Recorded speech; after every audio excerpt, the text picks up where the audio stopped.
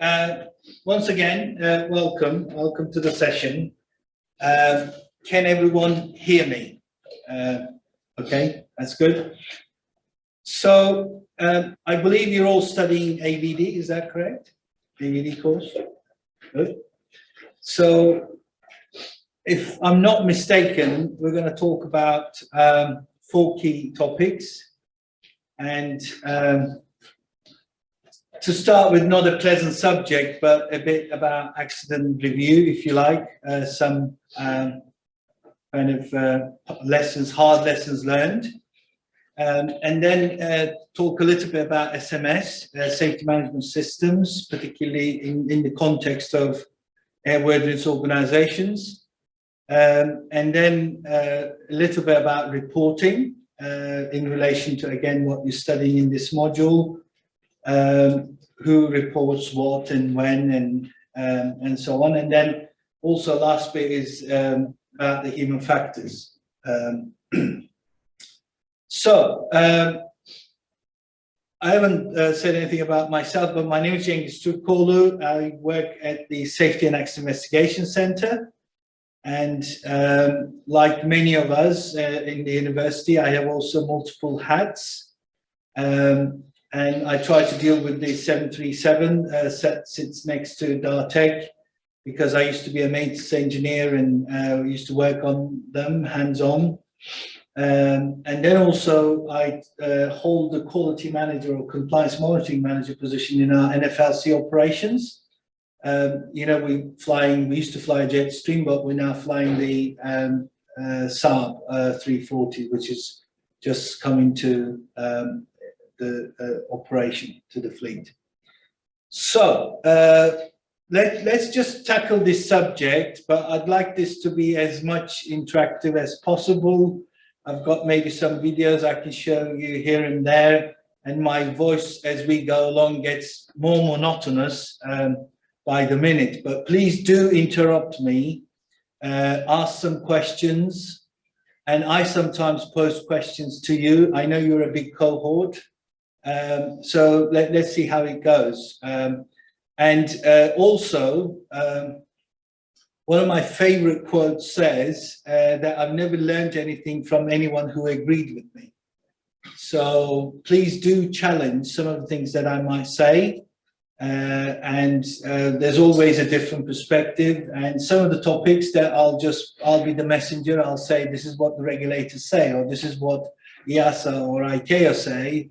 But sometimes, inevitably, most of the discussions that we have, inevitably, there's an interpretation of some of those facts or rules or regulations and so on. Okay, it's a huge topic, isn't it? That you've got the reliability aspect, you've got the safety assessment, and then the certification. Okay, so this particular one is basically looking at some high-profile events, maybe some kind of events that you might not even heard of. And just before that, I'd like to set the scene about the overall performance of our industry, if you like, the commercial air transport. So just to put it into context, when we look at accidents or serious incidents, I mean, you can categorize them in so many different ways, and EASA and ICAO, they do all that. They do taxonomies and ADVEC taxonomy from ICAO, ICAS, and EASA, and so on. But in relation to what we're discussing in here, I thought that you could group them into 2. The first group would be a perfectly designed, there's never a perfect, but a very well designed aircraft and very well maintained, perfectly airworthy, right? You give it to the crew, and then for various reasons, all kinds of reasons, the CRM, crew resource management, whether they were fatigued, whether about sort of somatogravic illusion, situational awareness, weather, burst, strike, ATM, you name it, lots of different reasons, an accident occurs. But our starting point is actually an airworthy aircraft, right? But in the second one, that we're talking about at this time, for various reasons, we then end up with either an aircraft, which sometimes during the design stage, even if its safety is assessed, assessment of their systems from safety perspective carried out. Still, we may end up with a design flaw, or in some cases, actually the continuing airworthiness aspect of it during the maintenance and so on, there's something wrong. So this is what we're talking about, literally the airworthiness. Usually the terminology, I don't know if you ever come across, it's a bit like EASA speak, European-centric language, but even ICAO is just kind of getting into that as well. So the design issues, it could be initial airworthiness, that's what we call. Initial airworthiness is all about designing and producing, right, until it comes out of the factory. And then the continuing airworthiness aspect of it is also about how we maintain it, how we actually do maintenance heads. Of course, you can't look at these in silos, right? You can't just say, well, designers did a perfect job and then maintainers screwed up or whatever. It's very much like that. Designers need maintainers and operators. Operators need designers and producers, manufacturers. So that's how our industry works. That's why we've got a fantastic record. So there's a list of things that you can actually go and look at in your own time. One of the other thing that I didn't mention is one of my habits is just stick too many slides in any presentation. So I will be flicking through some slides, not even saying anything. That's just for your own consumption in your own time. Sorry, that's a little bit mean. So this is actually a rather old, almost 20-year-old story, but certainly FAA, going back in 90s, up to the 90s, up to 2000s, there were quite a few events occurring, whether it's about design and also particularly maintenance. So FAA actually conducted a study, they created a report. There's a 2002, I think, if I'm not mistaken. So you can find it, the links are there, you can take a look. But so they looked at some past events from that day onwards. Of course, since 2000, there's been a lot of other accidents as well. So what they're looking at, what they're trying to demonstrate in here, I'll come back to that maybe in the SMS presentation, but you design something with safety in mind, you assess the systems from safety perspective while designing it in parallel, right? That's the bit that you diagram, the parallel processes. Again, I've got a few more slides later on. But then once it's type certificated, once it's gone out of the factory, it's produced. Production is another challenge. Sometimes there are issues about production as well, even if it's perfectly designed, but then during production, there can be other things you face. But then what it's trying to demonstrate that throughout its life cycle, you do need this sort of constant loop, constant review, constant looking at it. It's almost, apart from the initial assessment, right, safety assessment, then I actually made reference to some of the other SAE ARPs later on. Anyway, so that's the whole life cycle process. So there's a website, follow-up from the CPS report. The actual website is a good one. They introduce a lot of, you can say, well, I can go and read the accident investigation report myself. Of course you can do that. But the website is actually quite structured that you can access information about every accident in relation to whether it's about the design issue, what are the safety recommendations and so on. So most of the presentations, the individuals are actually from that website, is some screenshots and so on. So, but before I go to some of these accidents, and again, I'm not going to talk through all of them. I've got a very long list because I want to tackle the other subjects as well. But I'd like to give you my interpretation of the actual, what our statistically, or what accident statistics look like. Because there's always a different perspective. If I give you, I don't know, 30, 40 people in the room, if I give you a spreadsheet and a data set, if there are 30 of you, probably there might be 35 different outcomes from that analysis. Because the way that we look at it, I'm not talking about you go and do experiment in a wind tunnel and you look at some factual data and so on. I'm talking about literally accident data sets, databases, but then there's a lot of interpretation involved. But if you look at the actual, from the early days of aviation, that's how far we've come up to the 2010, right? there were huge issues, early days of aviation, about reliability, safety of the systems. So that's why we ended up with high numbers. But since 2010 onwards, all this data is actually publicly available, but that's, again, my interpretation of that data from a reasonably well-respected Flight Safety Foundation supported database, a website, safety network. So that's a kind of picture that you get about the number of fatal and total number of accidents, number of fatal accidents, but also the fatalities. So what's good about it, the first bit, if you look at the first few years after 2010, is despite the fact that you just sort of note the total number is not changing too much, and it's also the fatal accident numbers may be coming down, but actually the total fatalities is coming down quite nicely. So, but here suddenly in 2014, we ended up with a picture like this, right?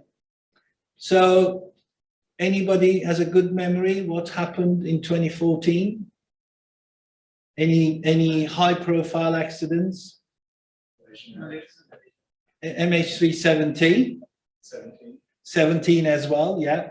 So there's two key wide body large accidents, large aircraft accidents in 2017. When we say accidents, in fact, there was something else that I read the other day about the MH370. We still don't know what happened to that aircraft, right? So whether you classify that as an accident is another matter. You can go back to ICAO definition of what an accident is, serious incident is, and so on.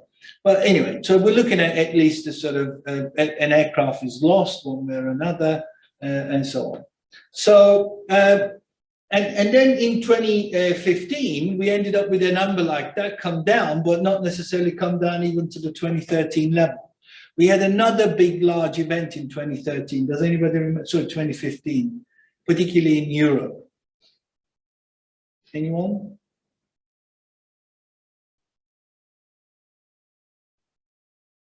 What about an accident between Germany and France? It's Germanwings, isn't it? So basically the pilot there who committed suicide. So the key about these three accidents that were happening within 2 consecutive years is, if I told you in 2013, if I come back in here, if I was delivering a lecture, right? And if I said, I've got a prediction, guys, next year, we're going to have a 2 wide body, same aircraft type, which never had a hull loss before, and the same airline, different parts of the world, are going to be lost, having an accident, and hundreds of fatalities. What would you say to me? You're barking mad, right? You honestly, where did that come from? And if I came here, even in here, if I said next year, despite the fact that it happened a number of times in the past, that suicidal pilots, different parts of the world, if I said to you, oh, next year we're going to have one of those in Europe, again, you probably say, where did that come from? Where's the evidence? Where's even the kind of signals for that? But this is the challenge we have. So what we call with these, I don't know if anyone heard or read the Nassim Taleb. And Nassim Taleb has nothing to do with aviation, he's a stock broker. And he made a lot of money, and now he's writing books and talk a lot about sort of risk and various other things. So, but he called black swan events, has got 3 characteristics. So first of all, it's an outlier.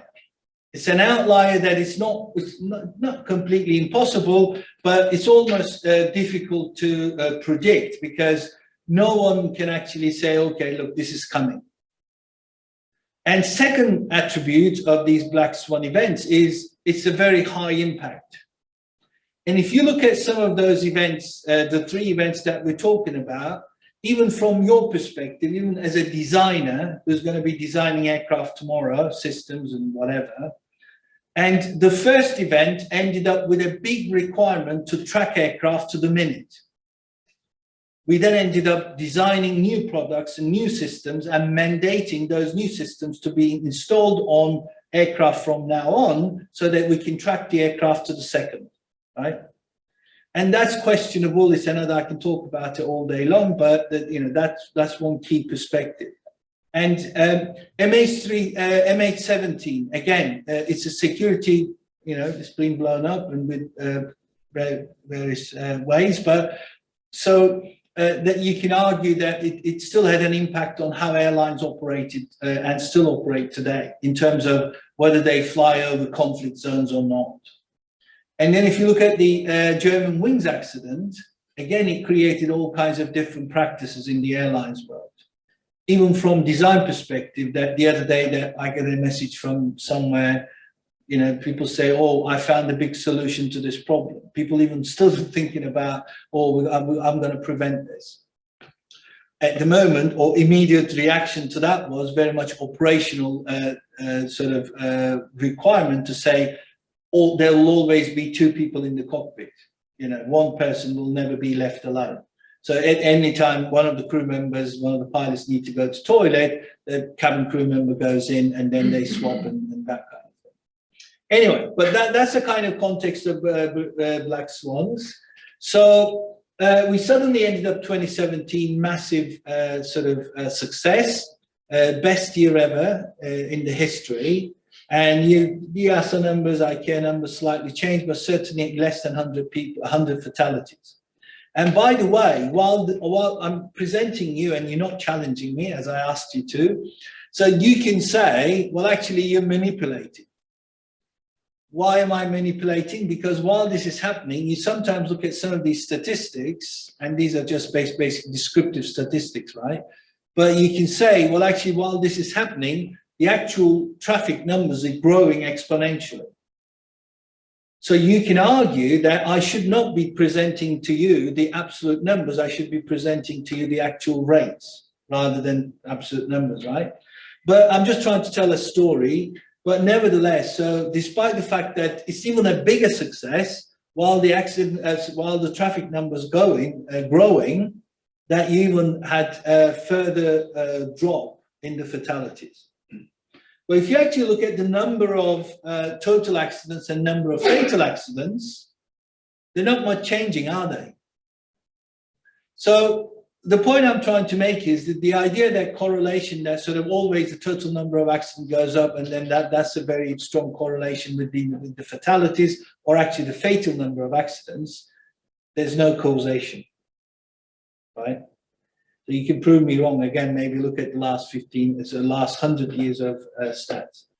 But we then ended up 2018 like this. Anyone? 2018? Yeah.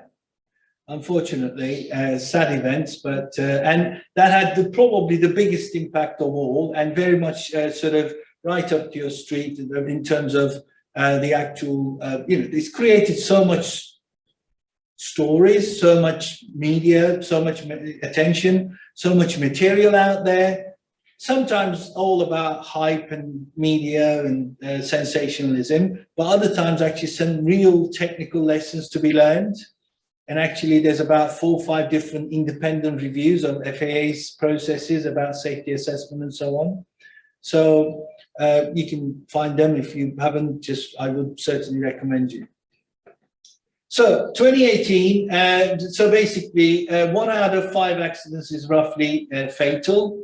And if you look at all of these accident categories, the one thing that what comes up is at the bottom is loss of control accidents and runway excursions. Runway excursion accidents are always big in terms of numbers, higher than loss of control accidents. But when you actually look at the numbers, basically the most fatal accidents are always ending up with loss of control accidents.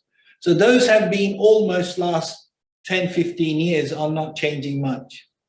Loss of control accidents causing the most fatalities, highest number of fatalities, and then the runway excursions are always in terms of numbers higher, but thankfully not necessarily causing too many fatalities. And if you look at some examples, go back about 5, 6, 7 years ago, A340 in Toronto, a Fireball, a wide-body aircraft, ending up with a fireball. Everyone walks away sort of unhurt. And Dubai 777, San Francisco 777. So, I mean, it's sad event sometimes. San Francisco, people got out safely, again, out of a fireball aircraft, and then they got hit by a fire truck during the rescue scenario. You know, can you imagine how unlucky you can get? Anyway, so if you look at the global airworthiness accidents, and this time again, the numbers, obviously, what we mentioned is those numbers were the total number. And actually, again, these are my interpretation, but certain loss of control accidents, 3 of them causing 261. But other than that, these are all the others are very, very low fatality and low number fatal accidents. The one at the bottom is, I don't know if you remember, but there was a fan blade. Usually these things are tested to death. And even the fan blade, the cowling, sorry, the casing is actually Kevlar, which is designed to contain in case of a fan blade failure. But one of them happened, and sometimes you can't contain everything. And then a Southwest 737 ended up with the passenger literally fatally injured because of a fan blade failure. 2019, very, very quickly, we ended up with a scenario like that. So this is one of our students, actually. She did her MSc thesis, and so I'm just going to take you through some of the things that she's done. She developed a taxonomy based on the last 15 years. I think she's done it in 2017. It's been some time, but only last 3-4 years out. So she developed a taxonomy of these based on 112 events. So they were all airworthiness accidents and serious incidents. And the taxonomy was developed based on 3 categories. Why? Because in the first category, the idea was, what is the outcome? You know, what happened? Is it a runway-related occurrence? Was it a diversion or air turnback? Was it a collision and this and the other? And then in the second category, what actually immediately caused causation or contributing factor to that outcome? Was it a system failure, or which system it was in terms of? And then the third one, she was then trying to focus on particularly maintenance kind of perspective, and what are the contributing factors causing that failure. So in other words, if we give an example, that somebody incorrectly installing a component causing the engine in-flight shutdown, causing the actual air turnback, right? So it wasn't an accident, it was an air turnback, but, you know, at least that. So it could be another one because somebody, you know, it was a maintenance error, maybe sometimes because of a design of the procedures, and that as a result of that, again, some system failure, which might have even caused a loss of control accident, which might have even been a fatal event. So that was the idea. So, I mean, these are basically numbers. Numbers aren't too big, and it's just, you can go and read the actual thesis yourself. But in the third level, she's then looked at, basically, there was only one code for level 1, one code for level 2, but in the level 3, sometimes in terms of causation or contributing factors, there were more than one factor causing that system failure and so on. So the other thing is what she's done. Let me just take you through particularly about the level 3, maybe I'll talk about this. So she was trying to demonstrate or show or illustrate the actual 3-dimensional data in 2-dimensional way, right?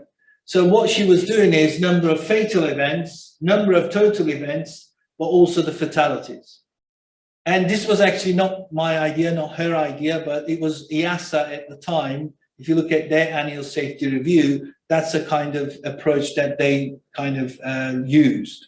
And that's what we were influenced by. So, but the idea of that is that the number of fatal accidents is the actual size of the bubble, right? So you might just say, well, why are we making it more complicated than necessary?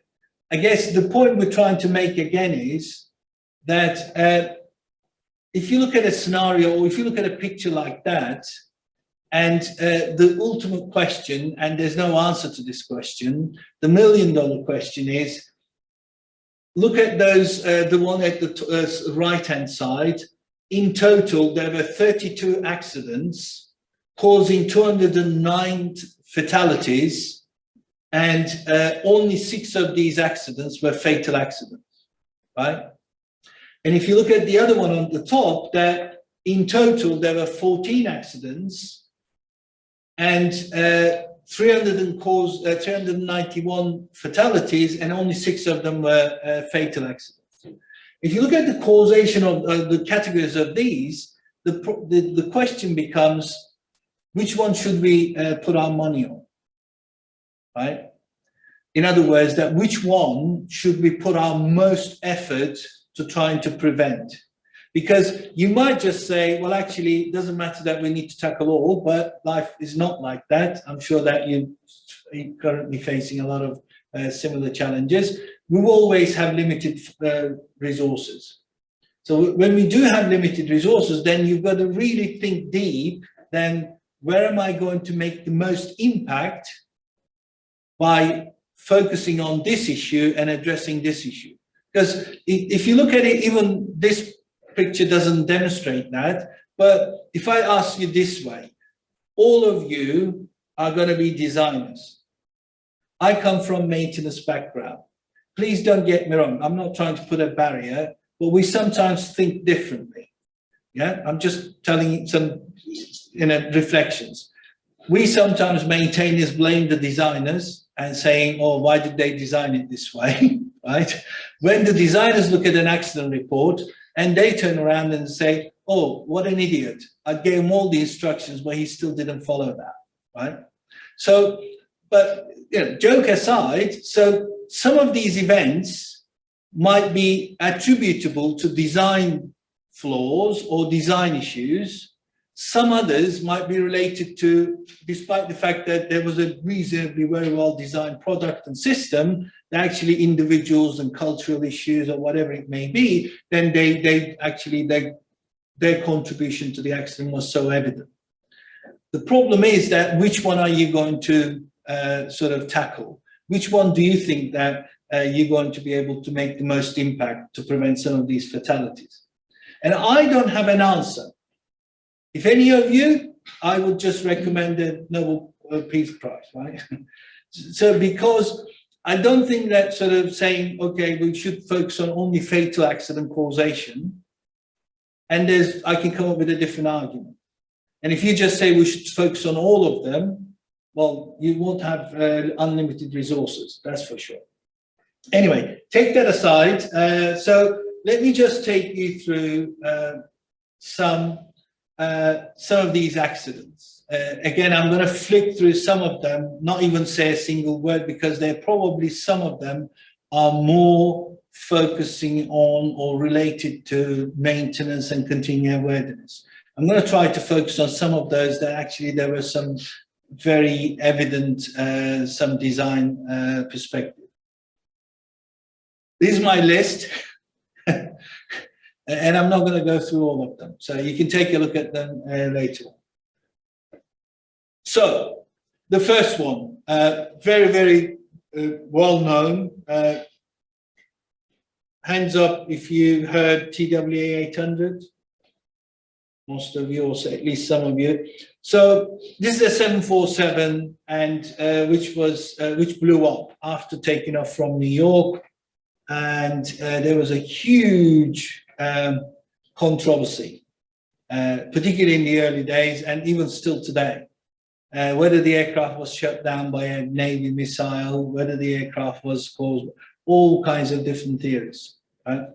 But so this is the website, this is the screenshot. What you can see is on the left-hand side, almost every accident have got these structured approach. in many cases, these are just extracts from the accident reports. Because if you look at some of these accident reports, particularly one like this, that you may end up with hundreds of pages of information. So what the website is doing is just giving you sort of snippets, some key information, such as what is the board findings, and then board recommendations, safety assumptions, precursors, and key safety issues, and so on. So what was the main problem? Obviously, the NTSB, because of all this controversy, they spent over $100 million, if I'm not mistaken, to actually try to rebuild the aircraft, right? So huge amount of money and resource. So, and so resulting safety initiatives. If you look at I don't think I included every single slide in here, but if you look back to history before that event, and certainly there were other accidents caused by fuel tank explosion. And fuel tank safety was kind of known. And this is the problem, right? So sometimes we talked about black swan events, and sometimes, I don't know if you, maybe too many metaphors, but have you also come across elephant in the room? Yeah, it's a topic and something that basically everyone knows about, but no one wants to talk about. Actually, there's another concept called black elephant. So combining the first one and the second one, and they called it. And there's not me, there's well credible people have written things about this. So, but the key point is this: how can we tolerate that? If you look at the history of prior to this accident, there were other fuel tank explosions, large commercial aircraft, different types, and then it only ended up with an accident like this, such a high profile. And then the industry then resulted in taking action.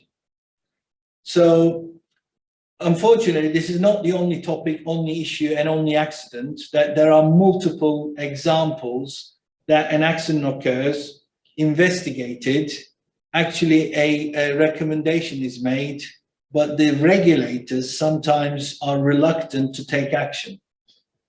And why? Various reasons, because of cost implications, because of all kinds of different things, right? So what we ended up with is literally now, instead of the main issue with this accident was the fuel tank flammability, vapor. I don't know if, has anyone dealt with kerosene? It's not actually that flammable, is it? I mean, back in 90s, I remember when we were literally, I used to work on aircraft, and people used to literally play with it, silly, but they used to put a little bit and then literally would throw it. Wouldn't at all, right? So the problem with kerosene is the vapor, right? That's where it gets, you know, vapor and then high temperature, and then that's the bit that it gets really dangerous. But what we're doing now is there was a huge raft of things. There's a few slides in here. There's a lot of text there you can read. And look, this is the bit that I was actually referring to. There were other events which happened before, and then afterwards, and then now eventually they ended up with a what they call Special Federal Aviation Regulation 88, which resulted in the aircraft design had to be changed. And actually the aircraft system, a new system, nitrogen inerting system, had to be installed on many large commercial aircraft. Why? Because what you're trying to do is you're trying to get rid of the vapor or prevent the vapor occurring in the first place, particularly because, you know, going back to the accident, there's the vapor, on a hot day, they're taxiing over half an hour, and before they take off, they already created a flammable vapor in the center fuel tank, and all you needed a ignition source, and they proved that as well. Well, they claim that they proved it. If anyone has a different view, I respect that as well. But what they're saying is, at least, and one other thing what came out of it is also the aging aircraft and wiring systems. in terms of how we manage, not only design it, but actually throughout its life cycle, how we manage these wiring, particularly high voltage wires. Okay, so a lot of things that you can read, and one aspect came out of it again throughout its life cycle. What happens? This is a terminology which is used, basically critical design configuration control limitations. So it became much more apparent that even during the life cycle that the operators and maintainers need to consider the design aspect of things and actually feed information back to designers. And there was the continuing awareness aspects, what maintainers do, how you train engineers in the first place. This is the bit that I was referring to, electrical wiring interconnection system and so on. So here's another one. Again, there's an element of design in this particular as well. So this is MD11, again, almost 20-year-old accident. Does anyone remember? They end up with an in-flight fire. In-flight fires are thankfully not that frequent, but they're still occurring. They're still happening. And the problem with that was, again, the flammability issue. So they ended up with, believe it or not, in-flight fire because of an IFE in-flight entertainment system, right? Silly, isn't it? But it is what it is. So again, they tried to rebuild the wreckage, and there you go. There's something about certification for you, word by word. So what it's saying is the accident board findings, and obviously they're referring to Transport Canada, as you know, as well as FAA and EASA. Transport Canada is one of the influential regulators in the world. And it says the aircraft certification standards for material flammability were inadequate, right? So I sometimes give these silly examples, but today, does anyone fly with Ryanair? I do regularly. So when you get on board a Ryanair aircraft, there's no pocket, right? So everything is in front of you, stuck in at the back of the seat. So it's a plastic piece, right? Or you might just say, well, it's just a plastic. So even though that you're going to stick something in there, because it's, again, it impacts on safety because you're seeing information, and it has to be stuck there, and it has to be produced in the first place, right? So it may not necessarily impact on the aircraft CFG, or it may not impact on how pilots fly the aircraft. But these kind of things have to be installed as a minor modification, right? But even as part of that minor modification, then you still have to make sure that it meets all the requirements against the certification standard. And sometimes you even have to test and flammability test it.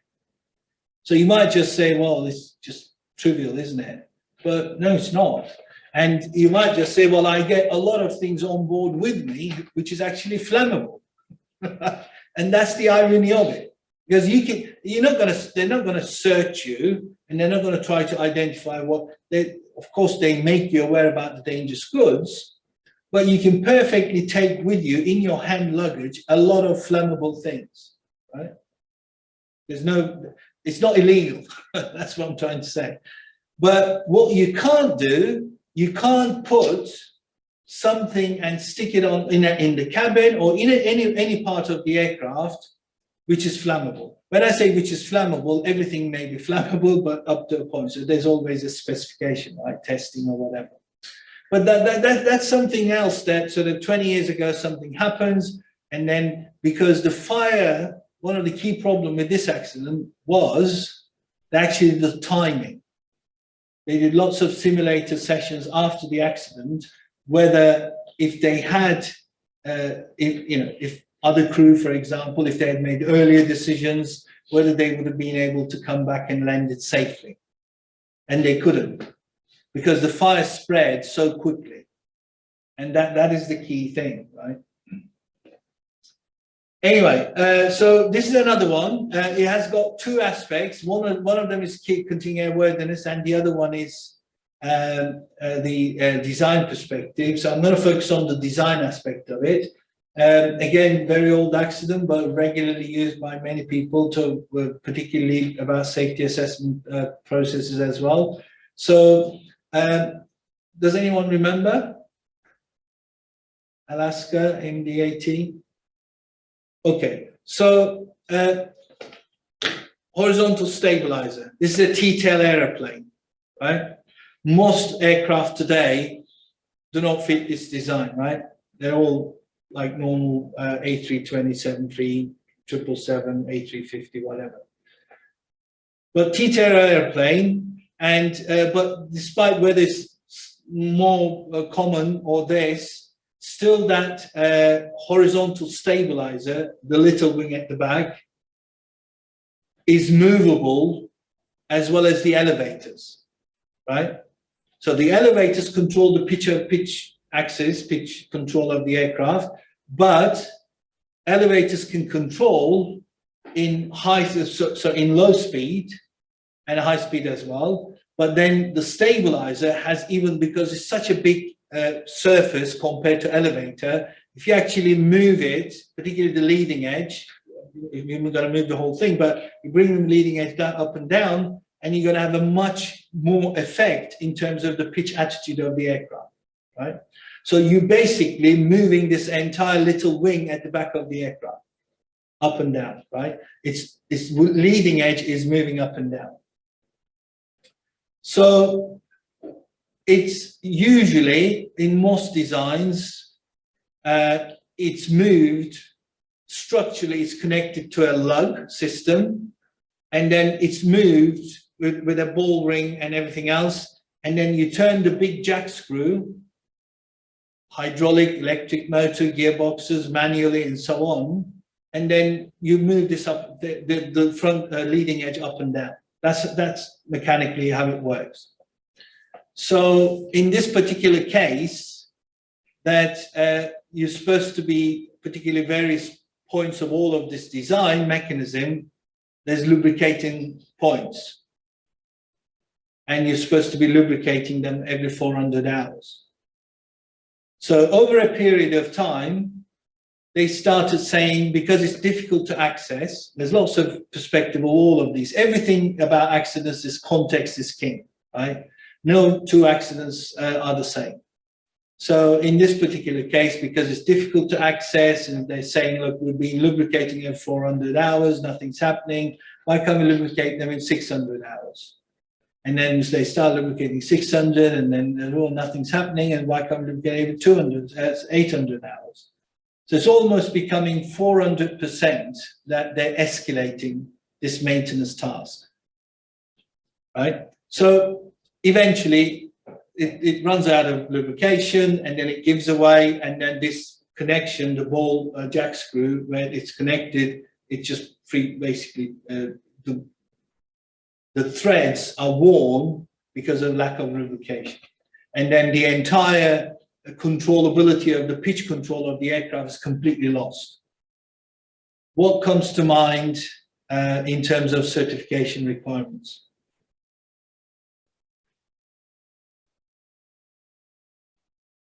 Should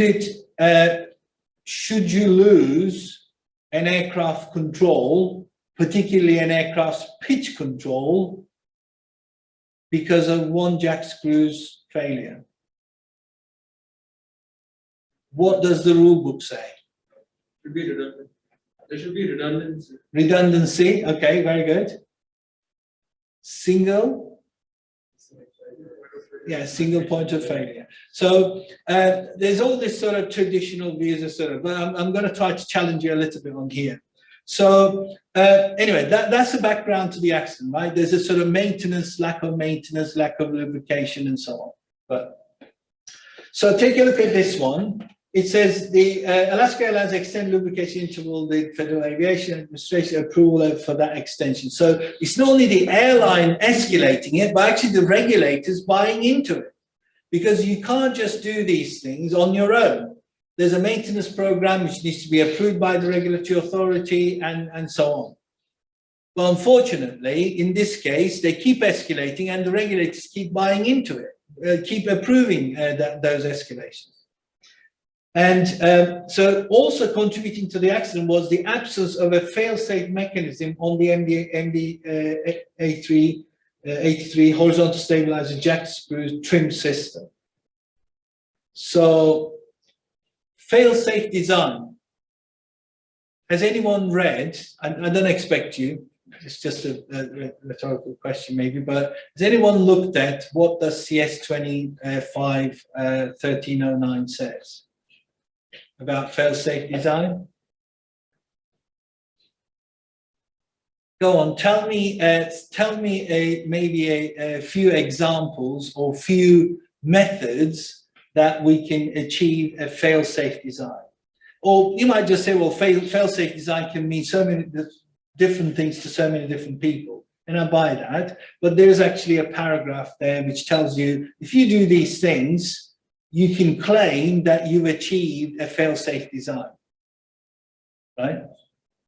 Any thoughts? Well, how can you achieve? I think you mentioned one of them. You can create some redundancy, right? And if there is redundancy in the system, it won't fail because of a single point of a single failure, and then you can say, well, it's a fail-safe design. What other things?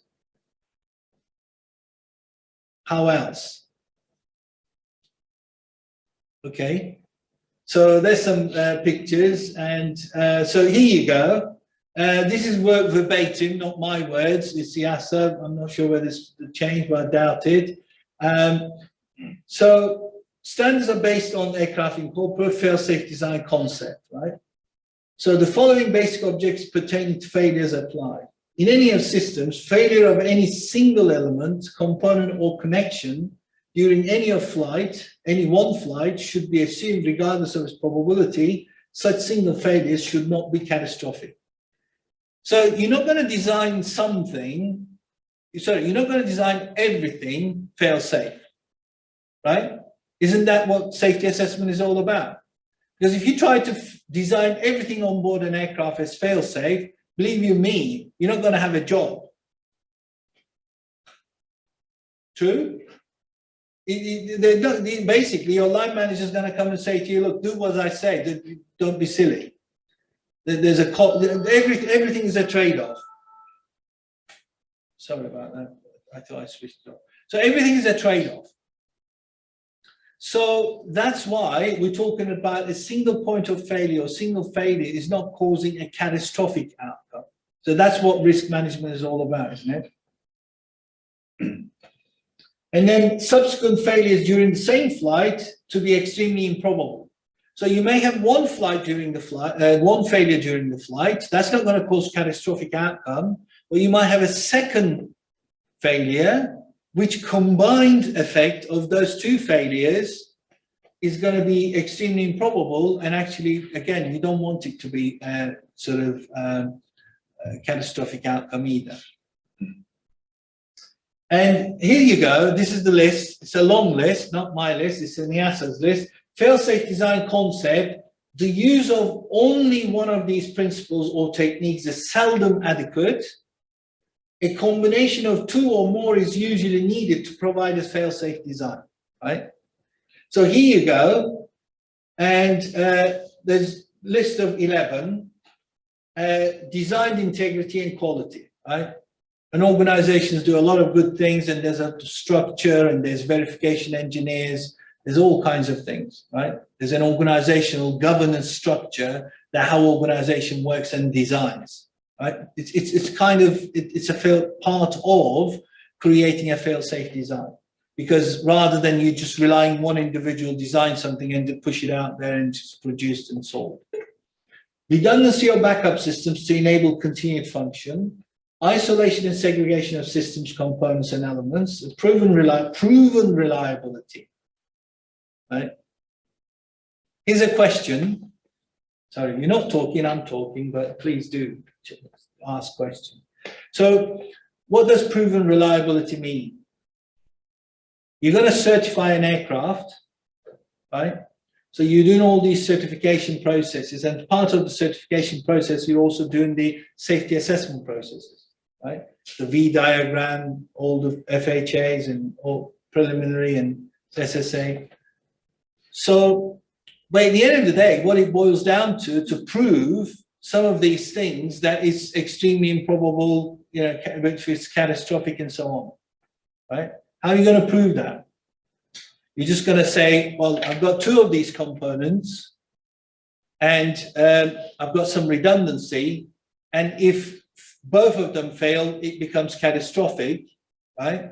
And then for both of them to fail, I need to reach also demonstrate that 10 to the -6 or -9, right? And then you're going to literally test it and test it and test it and say, look, here's my proven reliability. Isn't that how it works? Please do say, do challenge, right? Am I making any sense? Yes. Good, thank you.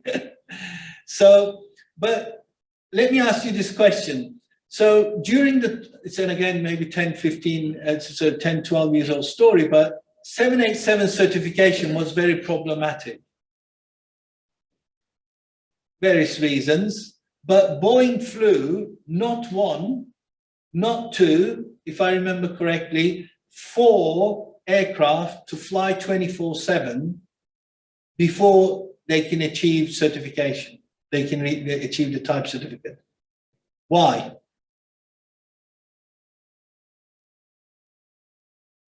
The batteries was a problem, but when battery was not the only thing.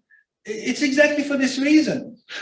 If you fly one aircraft 24/7, the number of hours and landings that you're going to accumulate in 365 days is going to be limited.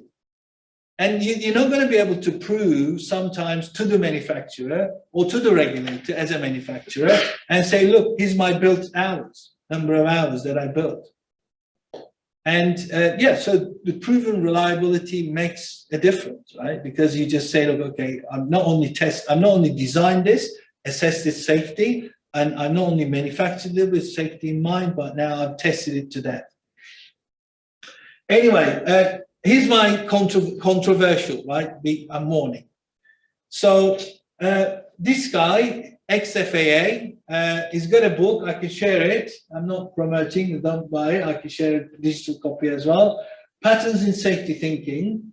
So in his book, he's contrasting, or he's discussing the two contrasting safety thinking. So one of them is a high reliability theory. Has anyone heard high reliability organizations? No? Okay. So, but ultimately the high reliability theory talks about accidents can be prevented through good organizational design. We discussed already. Safety is the priority organizational objective. Redundancy, enhanced safety. Right? And look at this one. Accidents are the completely, and again, these are not bloggers on the internet. These are professors and well-respected people. And Charles Perrow's normal accident theory, accidents are inevitable in complex and tightly coupled systems. Does that resemble today's world? Safety is one of a number of competing objectives. Yeah, it's not the only one, I'm afraid. And redundancy, and this is the bit that I challenge myself, this statement. It says, if it said redundancy may cause, maybe I buy, but redundancy often causes accidents. It increases interactive complexity and opaqueness and encourages risk-taking. Right? So, but let me tell you this way. So I'm not against it, don't get me wrong. Sometimes there's a very clear system structure, architecture, and you just say, well, okay, if instead of one box, avionics, if we put 2 of them, and if we design the system well enough, the wiring and everything else, if this one fails, this one's going to do the job. No brainer, right? At all. So, but think about it this way. I'm sorry, I'm showing you videos or even the sort of pictures of it, but this whole, you know, I actually removed it myself once upon a time back in the 90s. This whole jack screw is attached to the aircraft structure, and then it's a jack screw. It's basically you can turn it in different ways, hydraulic or electrical motor or whatever, or manually as well. And then it's connected to this sort of structure system with a lug. And so when you actually look at it, and when you say, well, this is a single point of failure, right? If this component fails, you're gone, you're done. Basically, you're going to lose the control of the aircraft, the pitch control of the aircraft. And that's catastrophic, right? There's no better example of being catastrophic outcome. But think about this way also, that you're going to address it by creating redundancy. Do you think that it's actually, it always works? Anyone? Any thoughts? So where I'm going with this is this. There are sometimes, whether it's mechanical systems or it can be examples of maybe some avionic systems, that you look at the actual design or you look at the problem in front of you as design engineers, and you may say, well, okay, the best way to do it is just sort of, okay, we'll make sure that this is going to work, right? This is going to move. To move this, we're going to install this jack screw. We're going to attach it this way. We're going to make sure that lubricating points or whatever.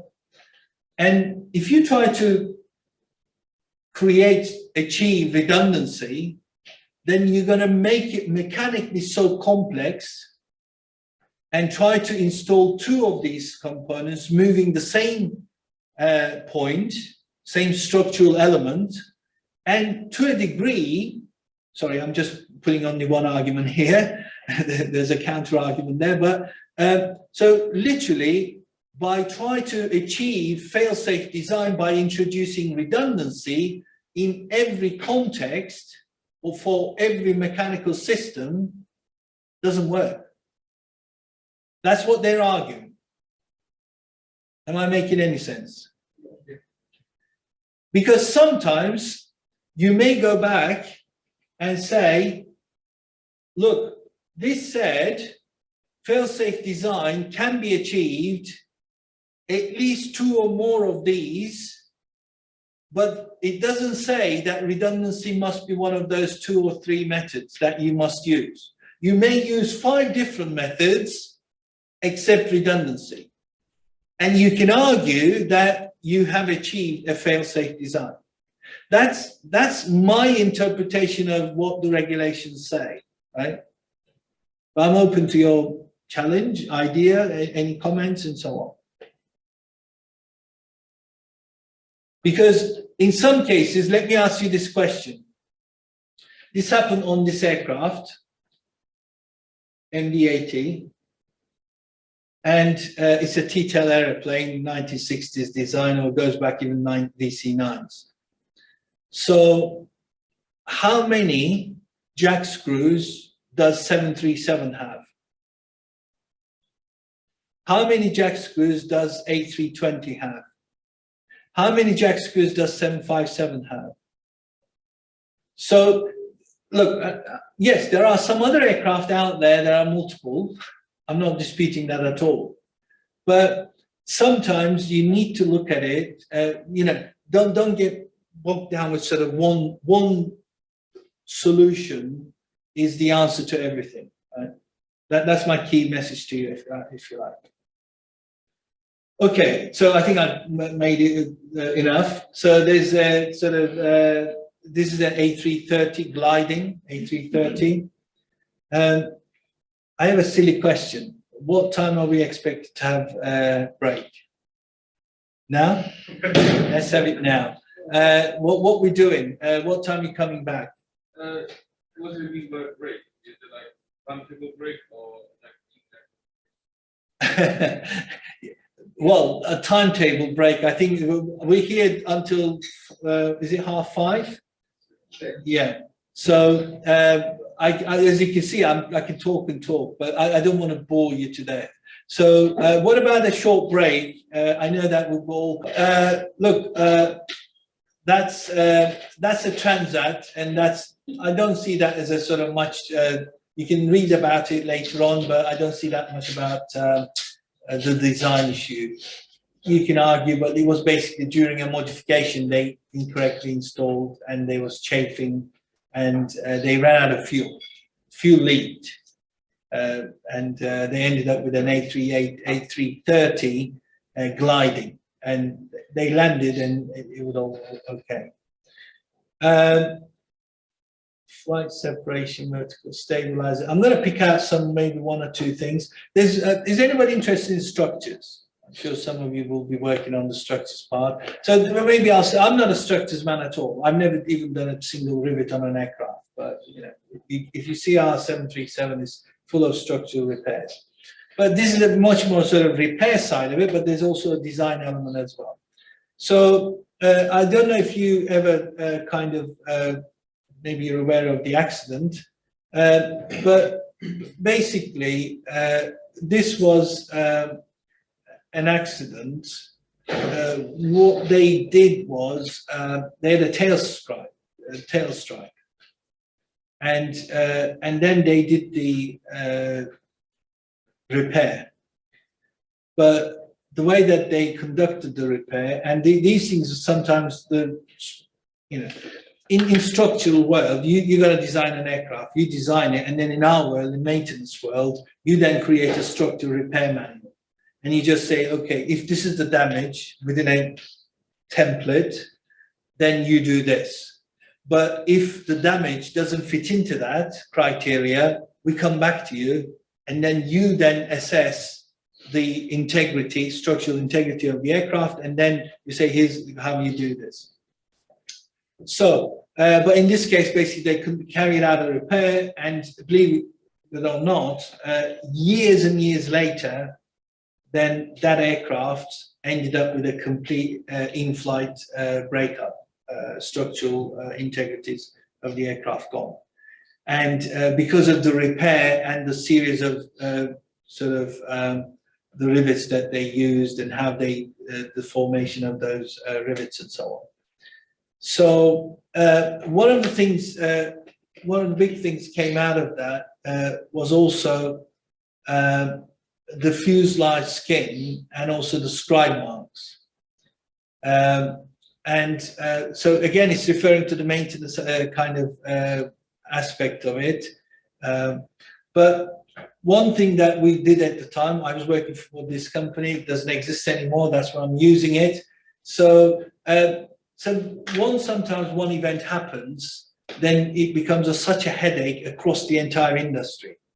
And because particularly what's important is in the paint work is also the lap joints. And again, based on past previous accidents and some other, you might remember an Alaska Airlines 737 was, this wasn't a fatal, it was actually a fatal event, but there was only one flight attendant blew out because of the lap joints that basically the structural integrity was compromised. Anyway, I'm conscious of time. Look, I'm maybe one other thing.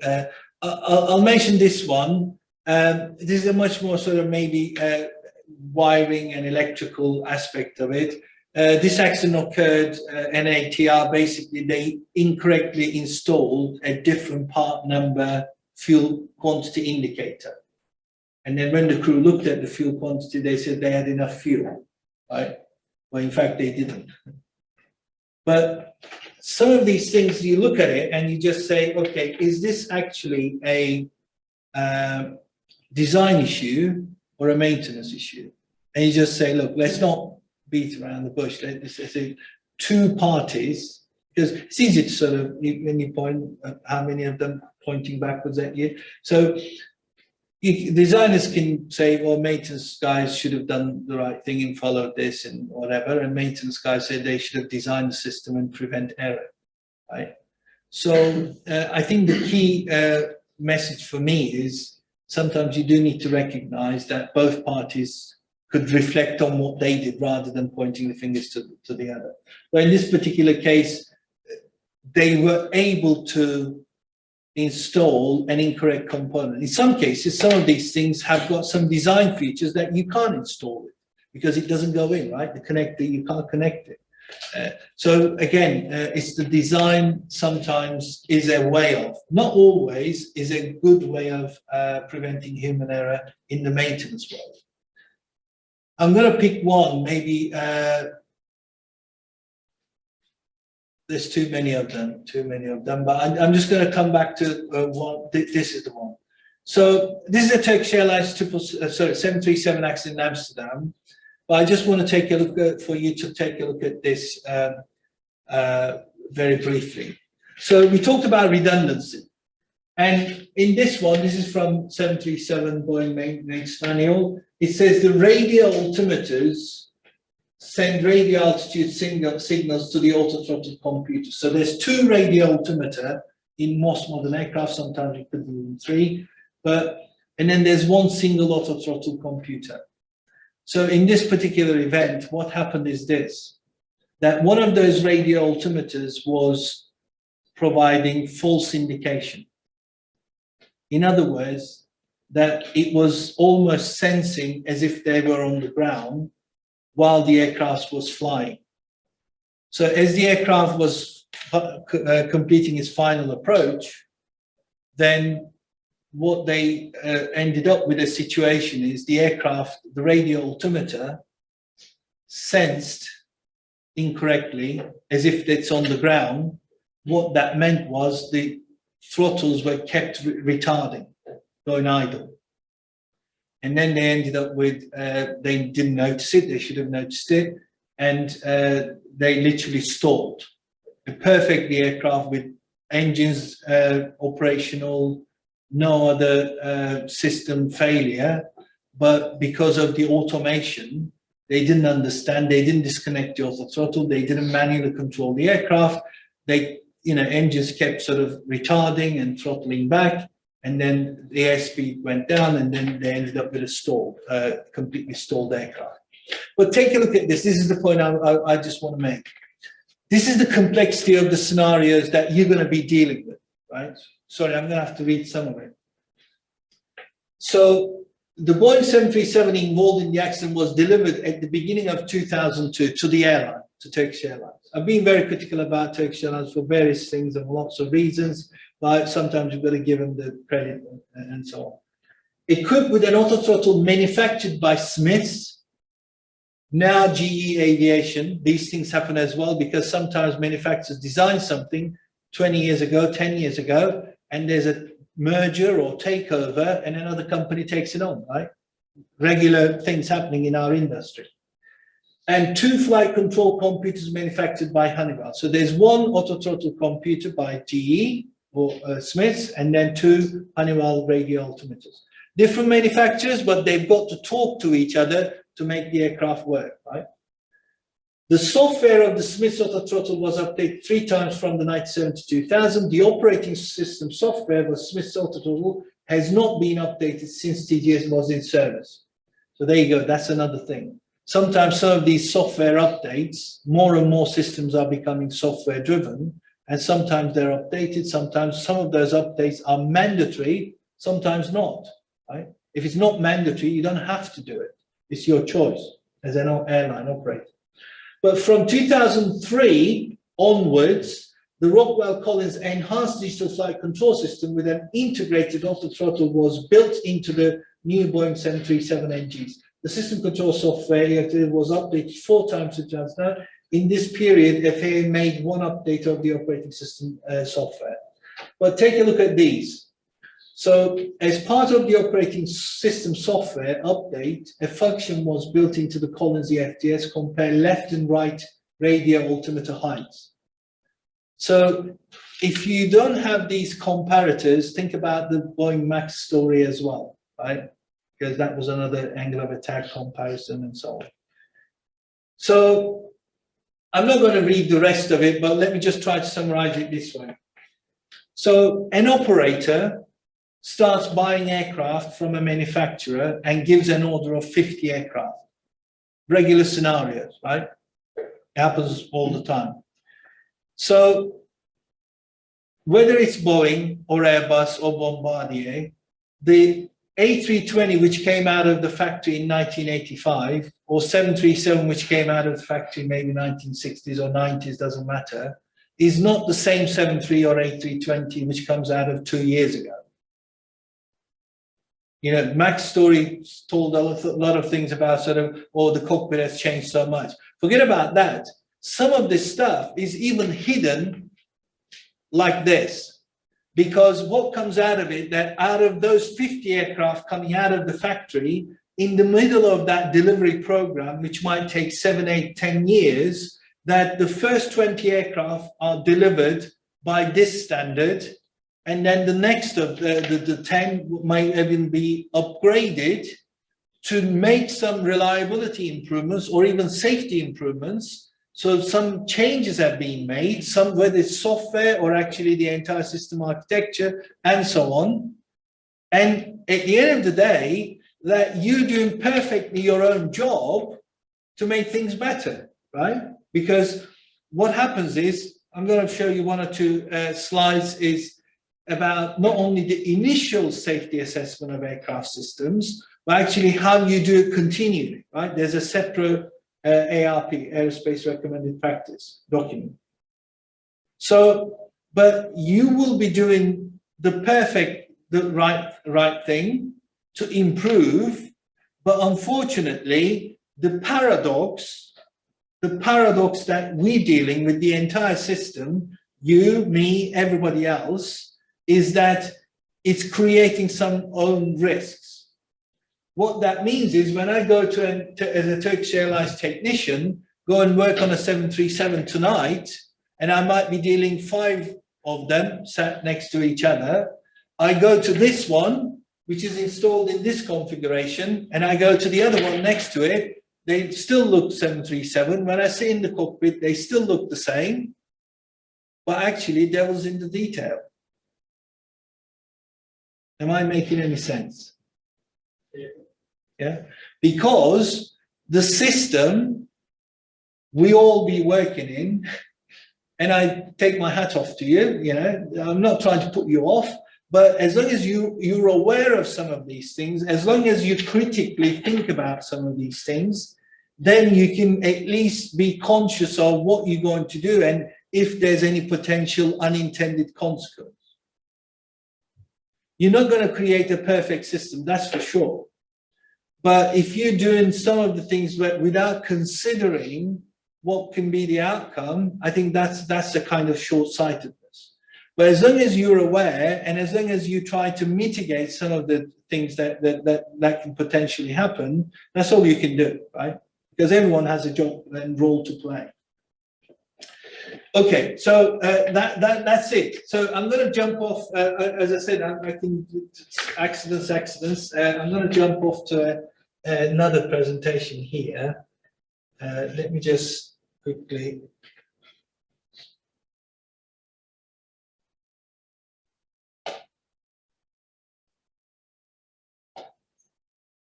So very quickly, let's try to have a look at this SMS business. So I called it quality management and safety management, and hopefully it will make sense to you when we just go through some of the stuff. So there's a clarification when we talk about safety management. Tomorrow you might be working for a big OEM, original equipment manufacturer. All these terms that we keep using, OEM, sometimes even they call it airframer, manufacturer, and design organization like Boeing, Airbus, and so on. So they're not only designing, but they're also producing, right? Rolls-Royce making up engines in Derby and so on. So there's an element of health and safety and safety management of that kind of context. So, and what we're considering in here, quality and safety management, is much more about the flight safety or product safety. So in other words, yes, it's absolutely imperative that when you go and work, you need to work in a safe place. But at the same time, what particularly in our industry, what we might be doing, we might be working in a perfectly safe environment. Actually, what we're doing as design may end up with cause fatalities and so on. So there's a clarification. And so this one we're talking about in the UK, there's Health and Safety Executive and the UK CAA. So we're focusing on the aviation safety perspective because believe it or not, there is actually a memorandum of understanding between UK CAA and Health and Safety Executive. So they say, okay, in these circumstances, the CAA has remit. In these circumstances, HSE has a remit. So let me put you this way. So if people are dealing with dangerous, poisonous substances in a Rolls-Royce production line, to manage the risks associated with the poisonous stuff is the remit of health and safety. The organization is still responsible, right?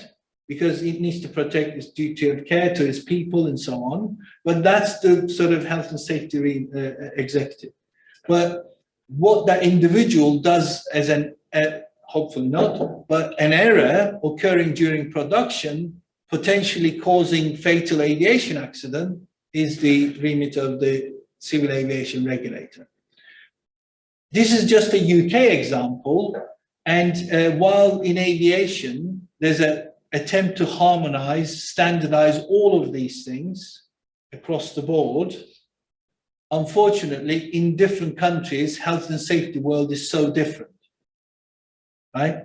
So there might be some institutions, some organizations to trying to look at things to trying to harmonize, but in aviation, there's much more commonality.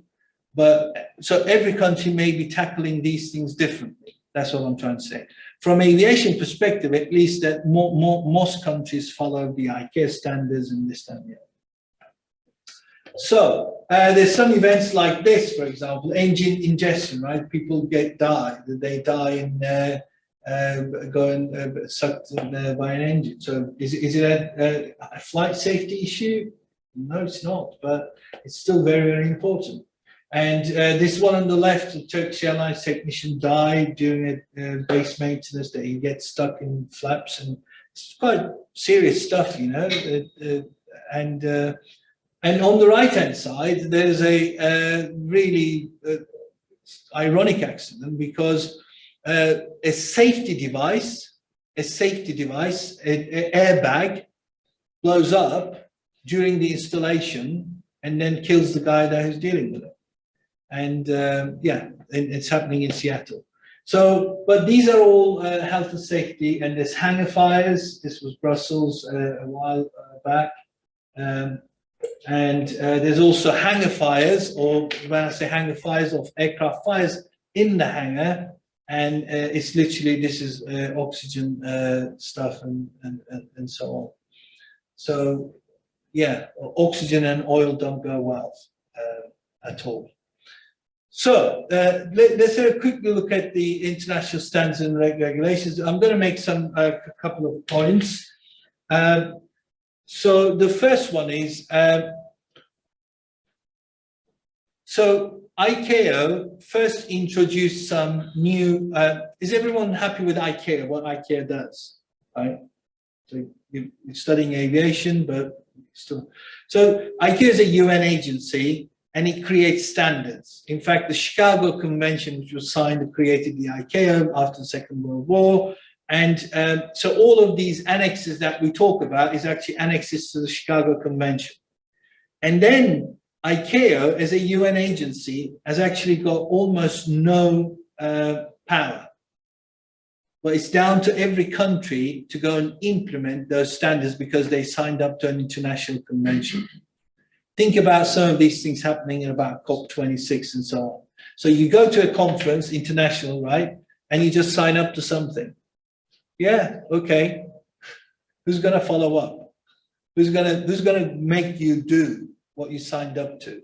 So there are these kind of challenges. We won't go into them here, but happy to discuss afterwards. But ICAO originally introduced some new provisions, new standards in these annexes, in various annexes.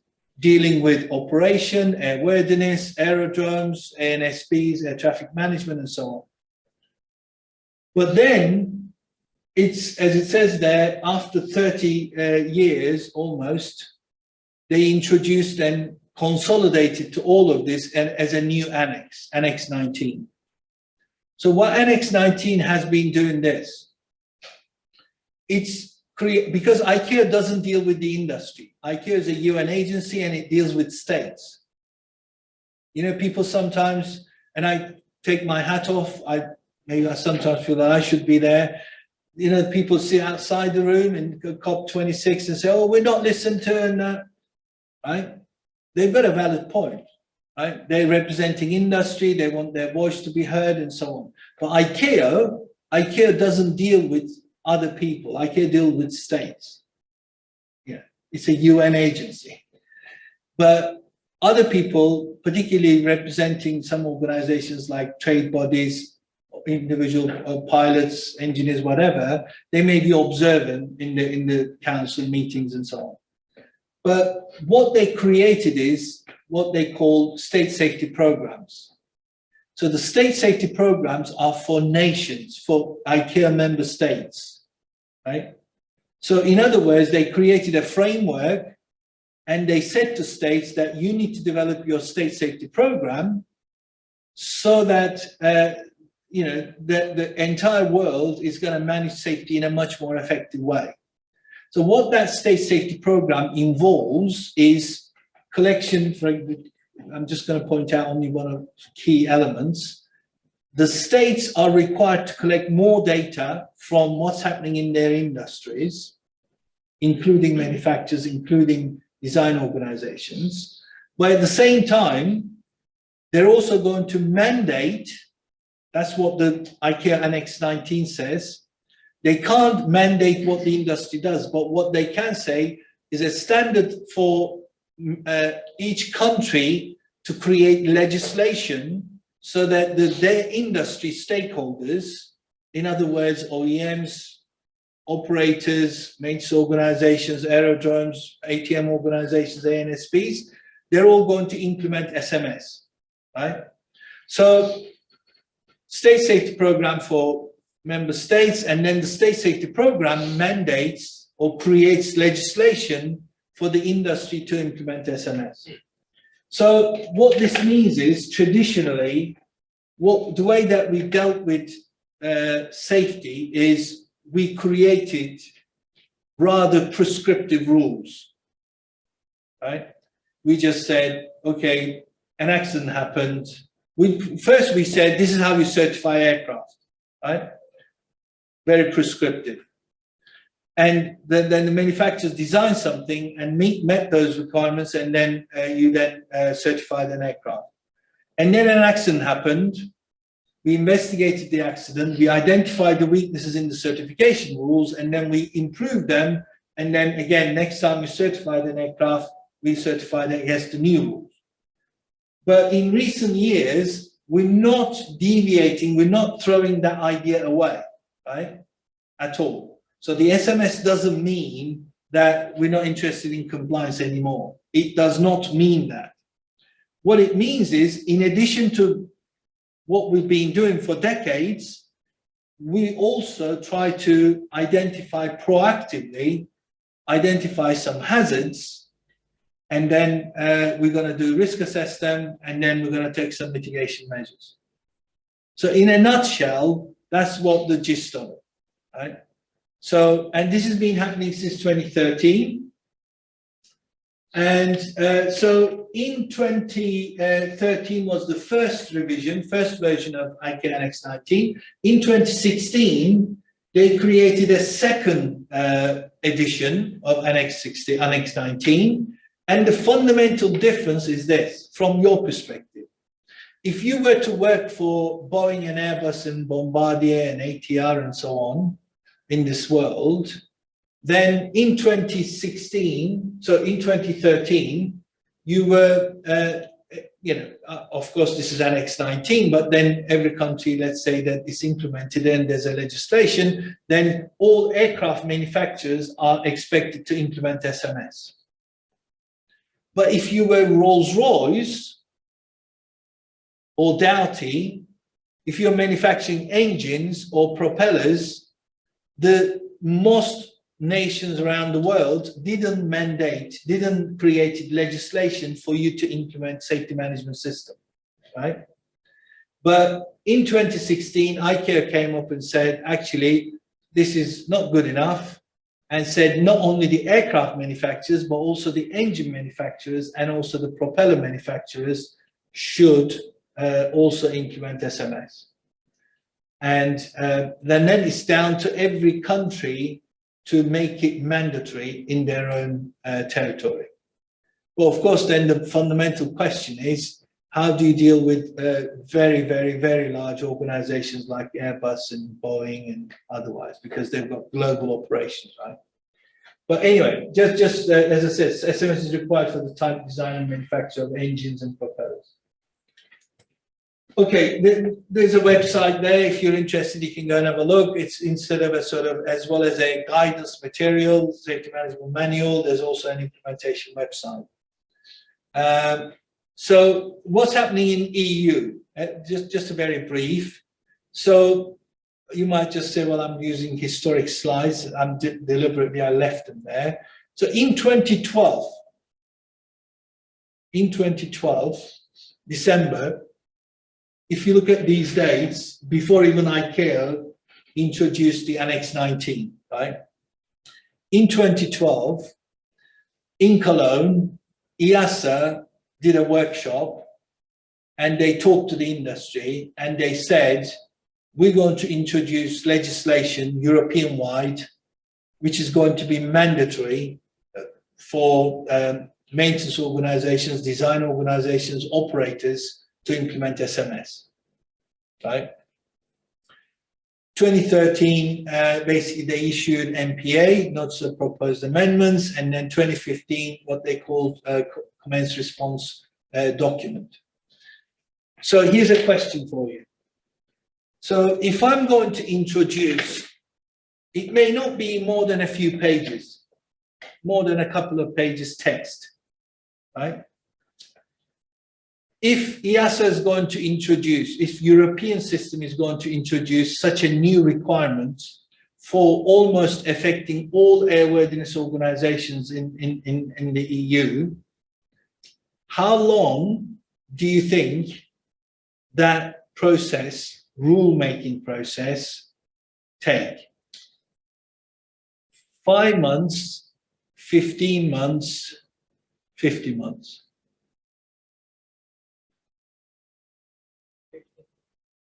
50? 50? Yes. Okay, good answer. So, true, and I said sometimes 6, 16, 60 or even more. So 2012, 2013, MPA was issued 2015. Do you think that as of today, that the literally what they call hard law, enforceable law in the EU, has it been issued for design organizations to introduce SMS? No, you're right. So here you go, 9 years later, it's not mandatory yet. It's coming, it's in the pipeline, it's happening, but if you're going to sometimes change a word in a paragraph, you might get away with 3 to 5 years. Look, I'm not a Brexiteer, I'm not a Eurosceptic. Europe's got a lot of good stuff, but at the same time, that is the reality. So if you're going to make improvements, just like our earlier example, that even it happens in manufacturers as well. I've been to EASA FAA conferences that a big manufacturer's representative in a panel, he says, well, I've had enough of this because we pick a subject and we, based on evidence, we try to make some improvements, reliability and safety improvements. We start a project, we even fund it, we spent a lot of money, time, effort, and then 2 years down the line, that the regulators move the goalpost all the time, and we end up with doing all kinds of different things. And then my boss tells me next time that he's not interested. If it's not mandatory, he's not interested. So you may even get caught, and again, I don't want to be too negative about this, but you may even get caught tomorrow with this kind of politics of what I call politics of safety or politics of our business. Because people want to do different things, sometimes the perfectly right reason for good things, but then what they realize is they embark on a journey, spend a lot of time, and they still didn't achieve it, and it upsets them. They get frustrated. And sometimes you need to kind of understand and work kind of, dare I say, not loopholes, but work the system to achieve what you're trying to achieve, as long as you're trying to achieve the perfectly right thing. So, but anyway, 9 years later, we're still not there. And here you go. This was the original. At one stage, they were going to do a 2020 Q4. And obviously, pandemic had an impact. This is literally, I updated last night. And this is 2021 Q4. So this is the design organization's changes to the Part 21. And what they're trying to do is finalize it at the end of this year. Will it happen? I don't know. But it's coming. It's going to happen at least within the next year or maximum, I would reckon. So a few words about QMS and SMS. So I already said this, but why do we need two separate systems? So, you know, look at the definitions, look at the sort of safety, lots of different definitions out there, but also we're talking about, there's a kind of perception. Safety sometimes is no accidents. Does anyone believe that? Safety is no accident. Well, I mean, it's controversial. I would respect if you say, of course it is, there's no accidents and no fatalities. That's what safety is all about. Yeah, of course it is. But there's also a recognition that in a complex world we're living, safety, the way that we define safety is all about managing risk. And that's what ICAO looks at it. That's what many regulatory authorities looks at it. You know, you're not completely resigning to the fact that we're going to end up with accidents and fatalities, but at the same time, you know, however hard you try, the system is unfortunately vulnerable. But when you look at the quality, so many different definitions there, but the one that at the bottom it says complying with regulations. So that's the bit that what we mean by when we say quality management system, right? So the quality management system tries to ensure that the organization complies with the regulations, and then the safety management is trying to identify the hazards and manage the associated risks. Can they and should they be integrated? Absolutely, in my mind, but there's lots of debates on that as well. So there's your QMS. Has anyone heard of practical drift? So this is the concept. So tomorrow, you may work for a large organization as a design engineer, right? And after 10 years of experience, and you leave and you set up your own design organization. And you apply and you get a Part 21 design organization approval from EASA. And so, but the day that you apply to the regulatory authority, you create your manuals, you employ new people, you train them, right? You maybe 5 different design engineers may be working for you, you own the company, and you might just say it's a relatively simple business, we're going to do some modifications and so on. But what you didn't realize that you're setting this standard, sort of that's your kind of aiming that line at the top here, right? Here. But in reality, as the time goes by, no organization stays in that line, right? So in practical terms, that people, oh, we've written rules, we've written company procedures, we've developed processes, but people will deviate from that, and that's reality. You need to recognize that. And if you're a business owner, you want to recognize that early enough that before it reaches to that, and particularly it's not as deep deviation like that, right? So what you're doing is with quality management system, you literally monitoring that how much that deviation is. In other words, you're doing some auditing, you're doing some inspections, you're doing some, basically independently somewhere in the business, or sometimes external independently, that people come and look at it, how they do things, how people are doing things and what they're doing and whether they're complying and following and so on.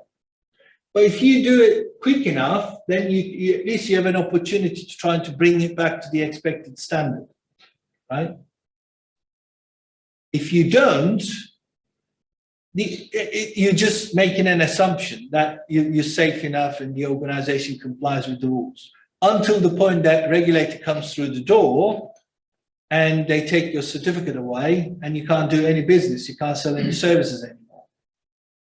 So I'm happy to be challenged, but that's my interpretation of, I've been doing auditing for the last almost 18, 19 years now. And that's my interpretation of compliance monitoring or quality management system. Does that assure you, does that ensure that an organization is safe or delivering safe products?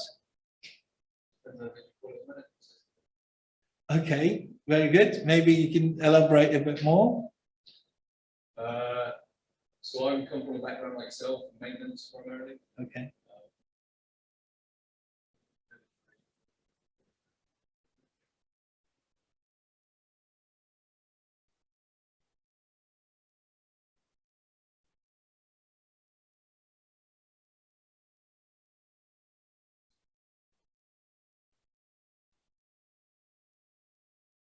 Numerous occasions.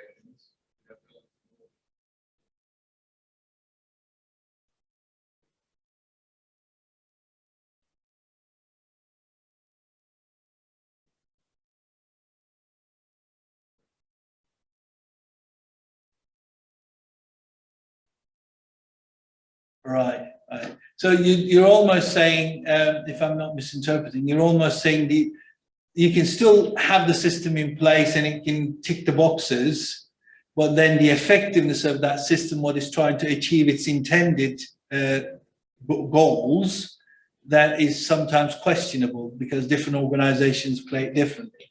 If you own it, you get value out of it. If you don't, you get to tick in the boxes, but not necessarily achieve what it set out to achieve.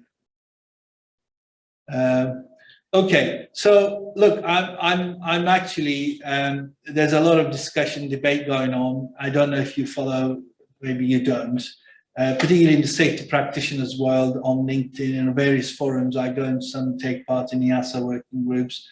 I just say this, I'm on record here, but I won't mention names. But this guy, I take part in some of the EASA low-level working groups where we actually do some analysis, identification of safety issues and the analysis.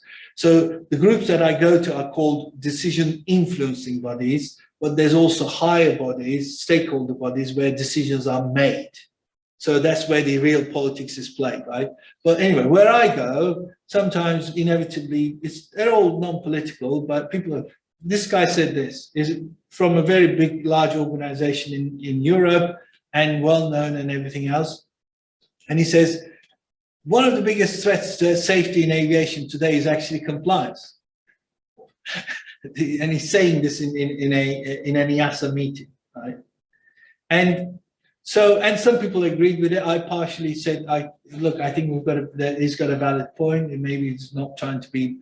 So I think fundamentally, this whole concept of QMS, I shouldn't even call it versus, right? So I think the versus bit is, maybe I didn't call it here, I called it and.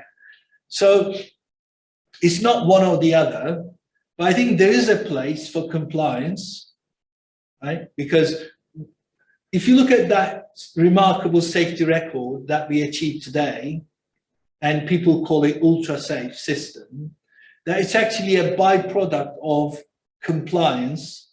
And I think it will be difficult to justify, to claim that it's the result of SMS implementation within the last 10 years, right? But of course, I'm not denying that SMS did add some value, but there's a lot of skeptics out there that actually some of the basic principles of safety management systems are also not well understood. And as a result of that, people sometimes either revert back to very dogmatic compliance or follow these rules and I'm going to come and check how you follow them and actually tick the boxes. That doesn't add much value because you can tick the boxes, or if you can't tick the boxes, you raise a finding. And then if the owner of the process, I used to call it, in the quality world, everything was process driven. We used to have process owners. In the safety world, we've got, I call risk owners, right? So, and I think if whether process owner or risk owner, if the individual who is going to make real change and get people to work to deliver the results what the organization needs, but also to deliver it safely, talk about your design work, right? You can create a design work, it looks good, but is it safe enough? And of course, then the organization needs to have the assurance system in place. Okay, so very, very quickly, we've got all of these systems. One thing that in the design world, we don't actually call it quality system, but it's actually called design assurance system. If you look at the part 21, EASA regulations is called design assurance system. But ultimately, it's the same thing. All it's saying is we're going to have lots of documentation, define how people work, what procedures they follow, how the design processes work, how it's verified, verification engineers and all of that. But they all require policies, procedures, programs, expositions, manuals, and also auditing and feedback. So it's almost like a sort of, you're trying to follow the loop. So there's some definitions of SMS for you. It's about systematic approach, and it's also identification of hazards, associated risks, and so on. But, right, we've already passed. I'm going to point out one or two things. So maybe one good thing for you is, sort of one thing to consider for you is, so you can look at, if you're looking for what a hazard means in a design context, right? So here's some examples for you. So in aircraft design, this is actually influential regulators literally getting together and providing some guidance to the industry. So I won't read all of them, but these are the issues that we can identify as a hazard in a design organization.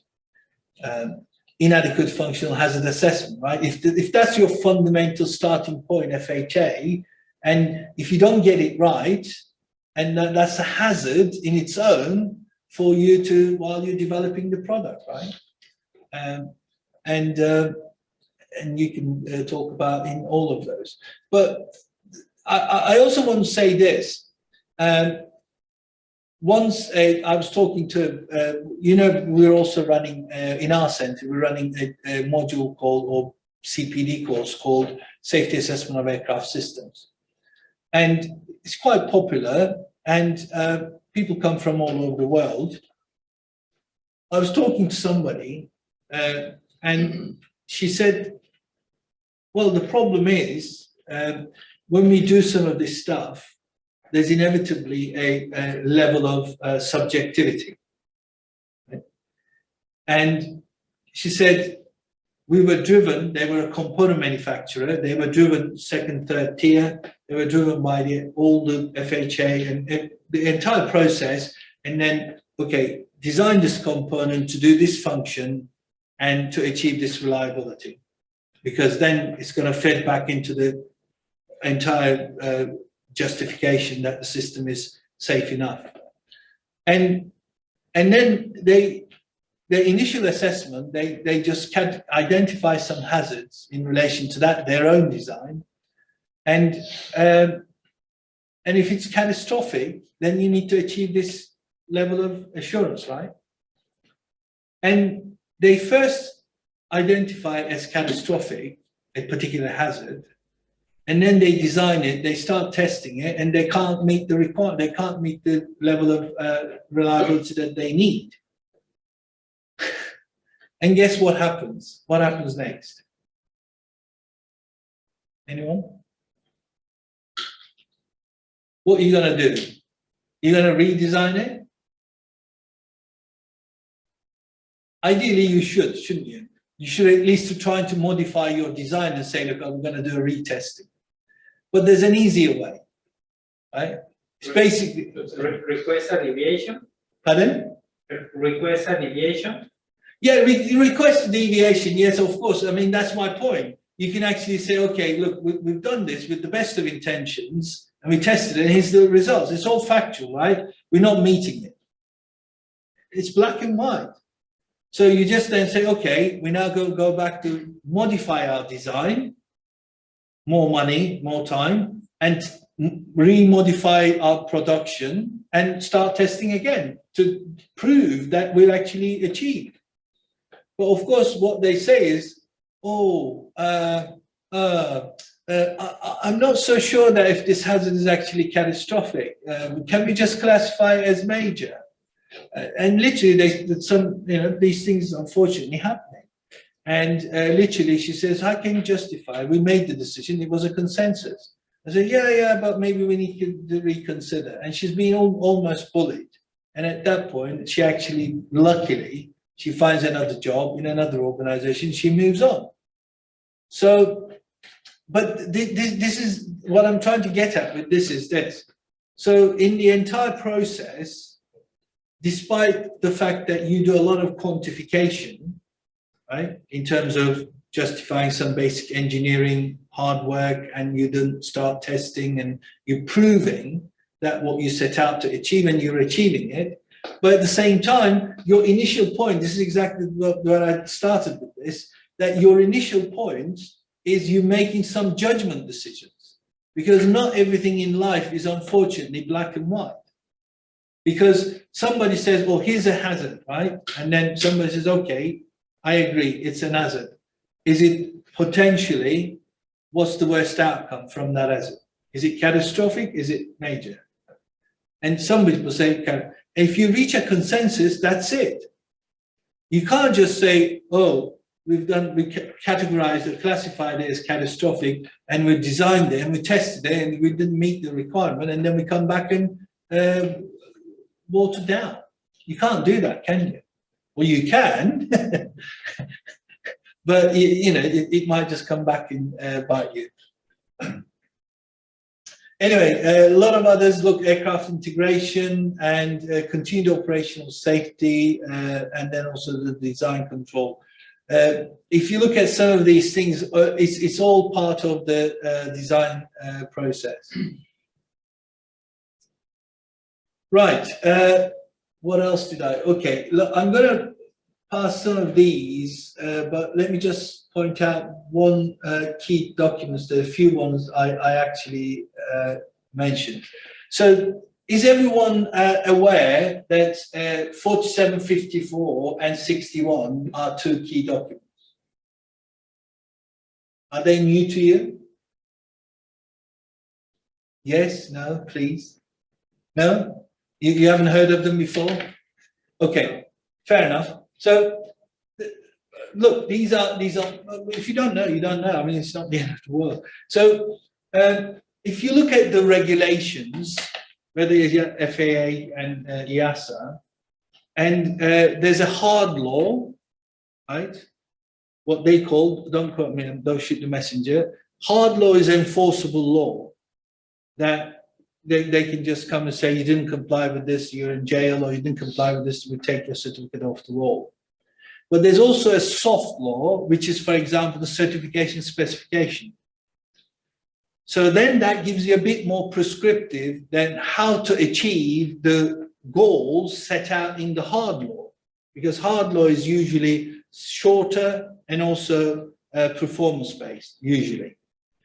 But the soft law then gives you how to do it.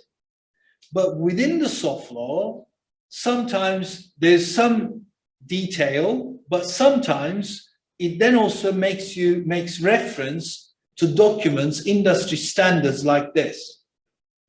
So you're not looking at the wrong documents. It's called Society of Automotive Engineers. The actual SAE is a very influential organization which continually develops airworthiness and aerospace standards.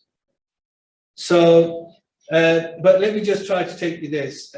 Basically, these two documents, particularly 61, which talks about safety assessment of process on civil airborne systems, it talks about how the design happens, but also while the design is happening, how are the safety assessment processes work. So clearly, your concept, what it's saying is you first start developing requirements, and then at some point, before it reaches the peak, you then start designing, and at some point you start testing, but that's inevitable. So there's going to be a lag inevitably in all of this. So clearly, I don't know if you ever seen, again, this, your FHA and also your PSSA, Preliminary System Safety Assessment, you use awful lot of different tools, right? From FMEA to FDA and all that. So also there's at the bottom, common cause analysis is a particular risk analysis, common mode analysis, and zonal safety assessment. So that's the kind of what you do initially, right? So some people in the organization are designing, and tomorrow you might be those people. Or other people in the organization are actually working on the safety assessment processes independently, right? But my key point is this. So what you've done initially in the organization, before you get even your type certification, that's one thing. That was the previous one. But what you're doing afterwards, as the title of that says, the safety assessment of transport airplanes in commercial service. So you remember the diagram we looked at, that throughout its life cycle, you continually almost assessing your own product safety. And that you can argue that it's the result of inevitably, I mean, it's giving you a very brief, it's a loop, establish monitor parameters, monitor for events, assess event and risk, and develop action plan and disposition action plan. And then you're just going back to the beginning, right? So very, very broad overview, but actually there's a bit of kind of detailed what each and every one of them means. But the key point I would make is this. So think about this way, our earlier discussion about you're not going to make everything on the aircraft perfect. You're not going to be able to design that. So imagine that radial altimeter issue of that Turkish airline accident, right? That has already been reported back to the manufacturer, yeah? Because you designed this thing, you did the safety assessment, you get the type certificate, and it's now out there, it's operating. People are having problems. That's normal. With the best of intentions and the best design processes in the world, you will always have problems, right? That's reality. So when that happens, people are feeding information back to the manufacturer saying, oh, we're having issues about unreliable radio altimeter issues, right? And as a manufacturer, you're also getting all kinds of other issues about the comm systems and ATC systems and TCAS systems and every other ATA chapter on that list. So the problem, the real problem is when, this is part of also the airworthiness directive process, if you like. So as a manufacturer, as the designers or safety practitioners working for design organizations, somebody has to make an assessment of what's being reported, and that's exactly what it's trying to demonstrate, that is this going to kill someone? or is this going to upset our customers, or we can even completely ignore it and continually monitor it. I'm just oversimplifying it, but my point is this. So if an operator reported something to you as a design organization and say, well, actually, this is the continuing issues that we're having, and you have to make a judgment. You have to make a judgment how much resource that you're going to put in place to try to address that issue, or you're just going to say, well, okay, this is just a reliability issue, but not a safety issue. I'm not trying to create a barrier in between. I think reliability and safety has got a relationship like that, no doubt about it.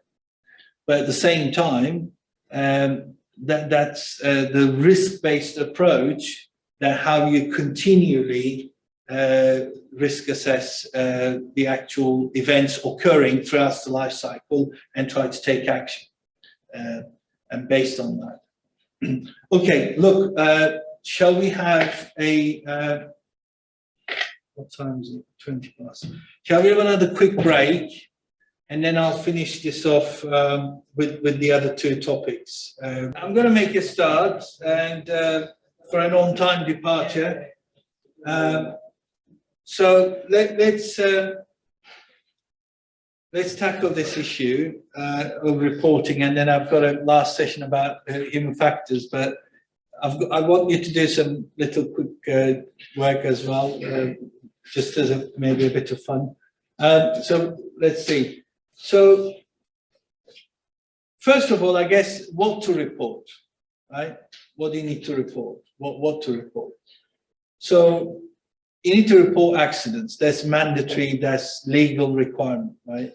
You might just say, well, it's already known, right? It's already in media, but somebody in the organization has to actually fill the form. So that's a legal requirement. And it's the same thing about occurrences. So there's something called mandatory occurrence scheme, mandatory occurrence reporting scheme. For example, in the UK, that's been going on for decades. And in the EU, for example, since 2014, there's a new legislation, 376, that actually gives you a very specific, when I say specific, we'll come to that in a minute, but at least it tells you to say, when these things happen, you need to start filling the form in and actually press the submit button. It goes to the regulatory authority, right? So it's mandatory reporting. But in addition to that, also you can consider all these things about like sort of, within an organization, you know, the whole purpose of SMS is that I sometimes use the analogy that the data is like food for SMS. So without data, it starves to death. It's just basically becomes almost people sitting around and completely, or what if scenarios. Those are good things. You become even maybe proactive, but at the same time, you also need what is really happening in the organization. That's why reporting is important. And then based on that, you can develop analysis, you can investigate them and so on. Again, it has to be measured. You can't just, everything is reported. People sometimes say, reporting is important, let people report. And I've been doing audits, and not necessarily in design organizations, but in that, sometimes we go and say, look, okay, can you show me some examples? People are reporting some things that even some day-to-day activity, or even they want things for their own welfare or whatever, and they use the safety system to report. And I don't think that's appropriate. And also when people do report, then you've got to almost triage them. Triage? Triage? Does anybody heard what's triage? When you go to an E&E, right, you might be sitting in there and you're in a priority list, and when somebody turns up, then they say, I'm sorry, but this person is going to jump in front of the queue. Does that make sense? He's dying. right? You said, oh, you came first.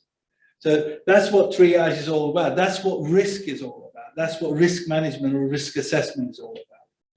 Anyway, there's also mandatory, voluntary, anonymous, confidential. What's the difference between anonymous and confidential? Anyone?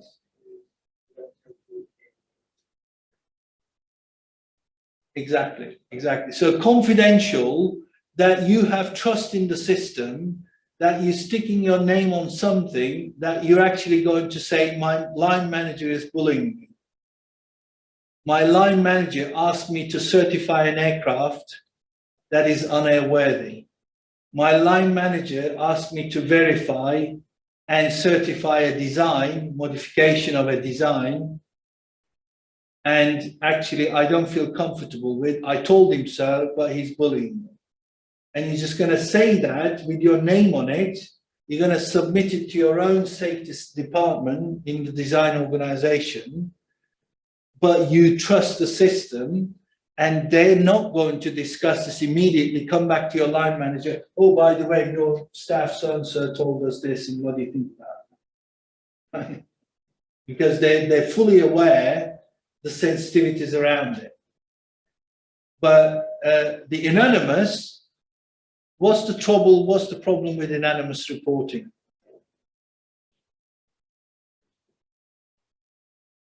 I just throw a ball in the air and it's a big glass ball. I just walk away. You just deal with it, right? And I'm invisible. Basically, I make all kinds of allegations and I don't provide you much data or facts or any evidence. I just say, oh, look, this is what's happening. And then the safety department receives it and it's like, how shall I deal with this? How do I investigate? I have no information. I can't even go and interview anyone. I'm on a goose chase, a wild goose chase. Anyway, those are the challenges, right? So here's an overview, and I'm not going to dwell on this too much, reporting stuff, but so these are all the stakeholders in our industry. So the national aviation authorities, type certificate holder and approved design organizations. We also call them OEMs, manufacturers. The AOC holders or CAMOs, AOC Air Operator Certificates, it's the airlines, and also CAMOs is the Continuing Airworthiness Management Organization. These are a bit Eurocentric language, but almost the basic principles don't change around the world. And also we've got the approved maintenance organizations. So each and every one of these are subject to different type of regulations to do their business, to keep their certificate on the wall. They must have a certificate on the wall to sell to do business, to sell products, to sell services. So this is part 21. This is part M, and that's part 145, right? In the EU world, but there are equivalent regulations in many countries.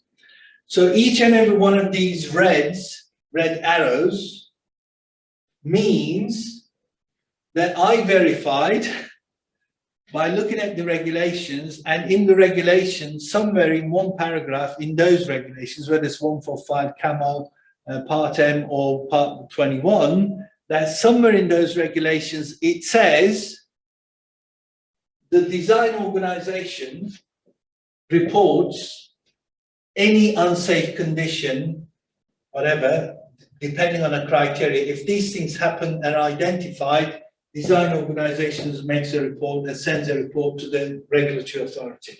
Right? And in 145, it says during maintenance, if an unsafe condition is identified by the inspectors, maintenance staff and personnel, then it's going to report to the airline, the owner or the operator of the aircraft.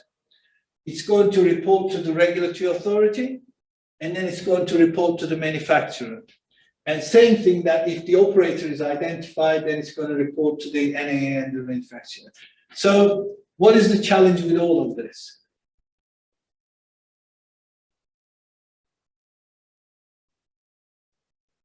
Anyone? if you were working tomorrow, you may do, working for a regulatory authority, whether after you graduate or 5 years down the line, gaining experience in the industry, you've already got some, and you might be working for the regulator. So everyone's just coming at you, right? Everyone's just sending a report. So there's going to be a lot of double counting or triple counting to start with, right? If these guys operated something, so to identify something, they're reporting to you, they're reporting to you, they're reporting to them, they're reporting to you. So the challenge is yes, reporting is great, but then at some point you really need to identify, because the problem is sometimes some small organizations, there's hardly any occurrence or any opportunity to report anything because everything's going fine. But in larger organizations, there's too many things happening. And then you're constantly feeding the system. It's not a bad thing to feed the system with evidence, with data. The problem is that how you're going to deal with it, right? In terms of, analyzing that data, in terms of making sense out of it, particularly, duplicate reports are coming. Same issue is identified because it's also reported to each other, it's still coming back, and so on. But that's inevitable, right? I don't have an answer. So there's a UK system going back in 1976. Since then, it's going on. But as I said, in the EU, this is the key. This one, the 376/2014, is the key document, key regulation that actually drives almost reporting in everything. So it gives you a bit of history about the sort of development of this thing called ICARES. It's a well-known name in the safety world. So ICARES is actually a software system which tries to create a taxonomy. I'm sorry, I'm going to have to sit down again. So that's the EU example. And it's also giving a bit more context about the ICARES. ICARES is also based on ICAO's ADREP taxonomy. So has anybody dealt with any data analysis, this kind of data, rather than some of you might have done some even wind tunnel testing and collected some quantitative data, some engineering related data, but this kind of data is more of a sort of events happening. There's a narrative, but there's also some kind of classified information, where it happened, how it happened, what time it happened, and those kind of things. So it's a mixture of, has anyone dealt with any data analysis or such data analysis? And also taxonomies. What do we mean by taxonomies? Yes. I would say investigator at my point.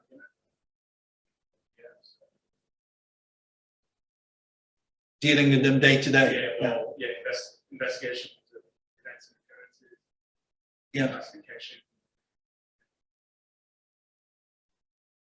At different instruments.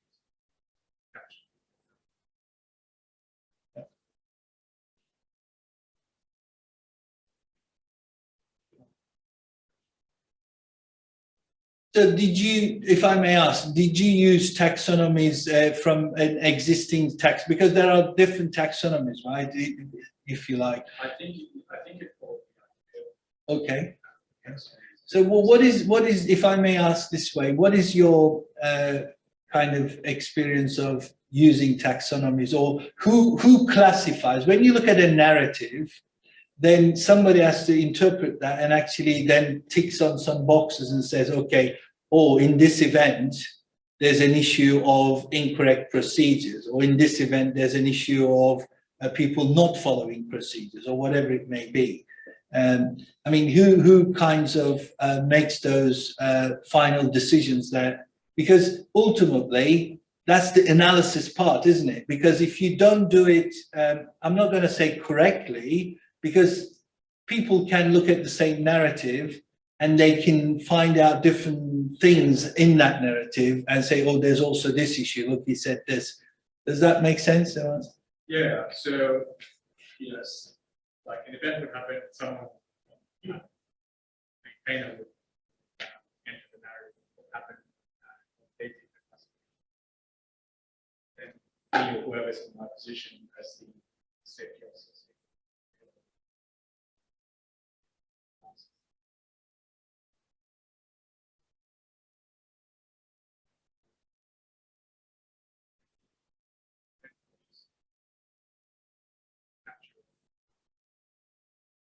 Mhm. Yeah, some of that's. It's, You're just collecting data to develop as some kind of a trend analysis. exactly. You're not going to immediately react to it. Or like errors in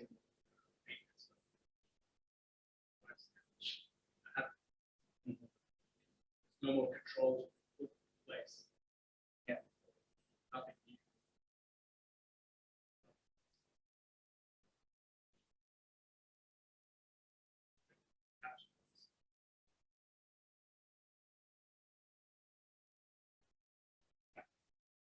Okay. I guess I'm going to say something stating so obvious question, but do you think that when you use this kind of systems and actually when you do the number crunching and there's some fantastic graphs comes out of it or whatever, basically you create some descriptive statistics, right? Outcome. And do you think that it's always the sort of highest frequency events is the ones that we should focus on? Look, how many of them? Look, we've got to go and sort this out. Not necessarily. We obviously want to find the root cause.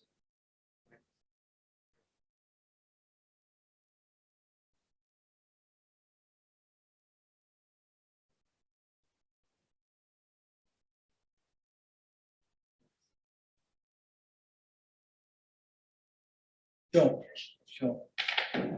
No, I think my key point is that coming back to our earlier discussions about sort of the SMS and the different methodologies and particularly about how they assess. So whether you work for a regulator or whether you work for design organizations in the future, but then there'll be some level of data and some level of evidence in front of you.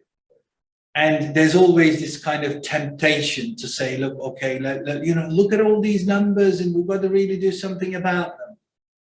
But actually, please, I mean, that's my plea to you, that please look at things a little bit more risk-based, because there'll always be finite, limited resources in any organization. And the idea that, I haven't included them here, I can share them later on, but we talked about black swan events and so on. And by definition, you will never be able to identify them because they're always outliers. But my key point is sometimes you get obsessed with people. Oh, look, they didn't tick this box, or they didn't sign it this properly, or they signed it but forgot the date on, right? No aircraft is going to fall off the sky. Obviously, it resonates with you, right? I hope, I assume. People who look at the investigations of people carrying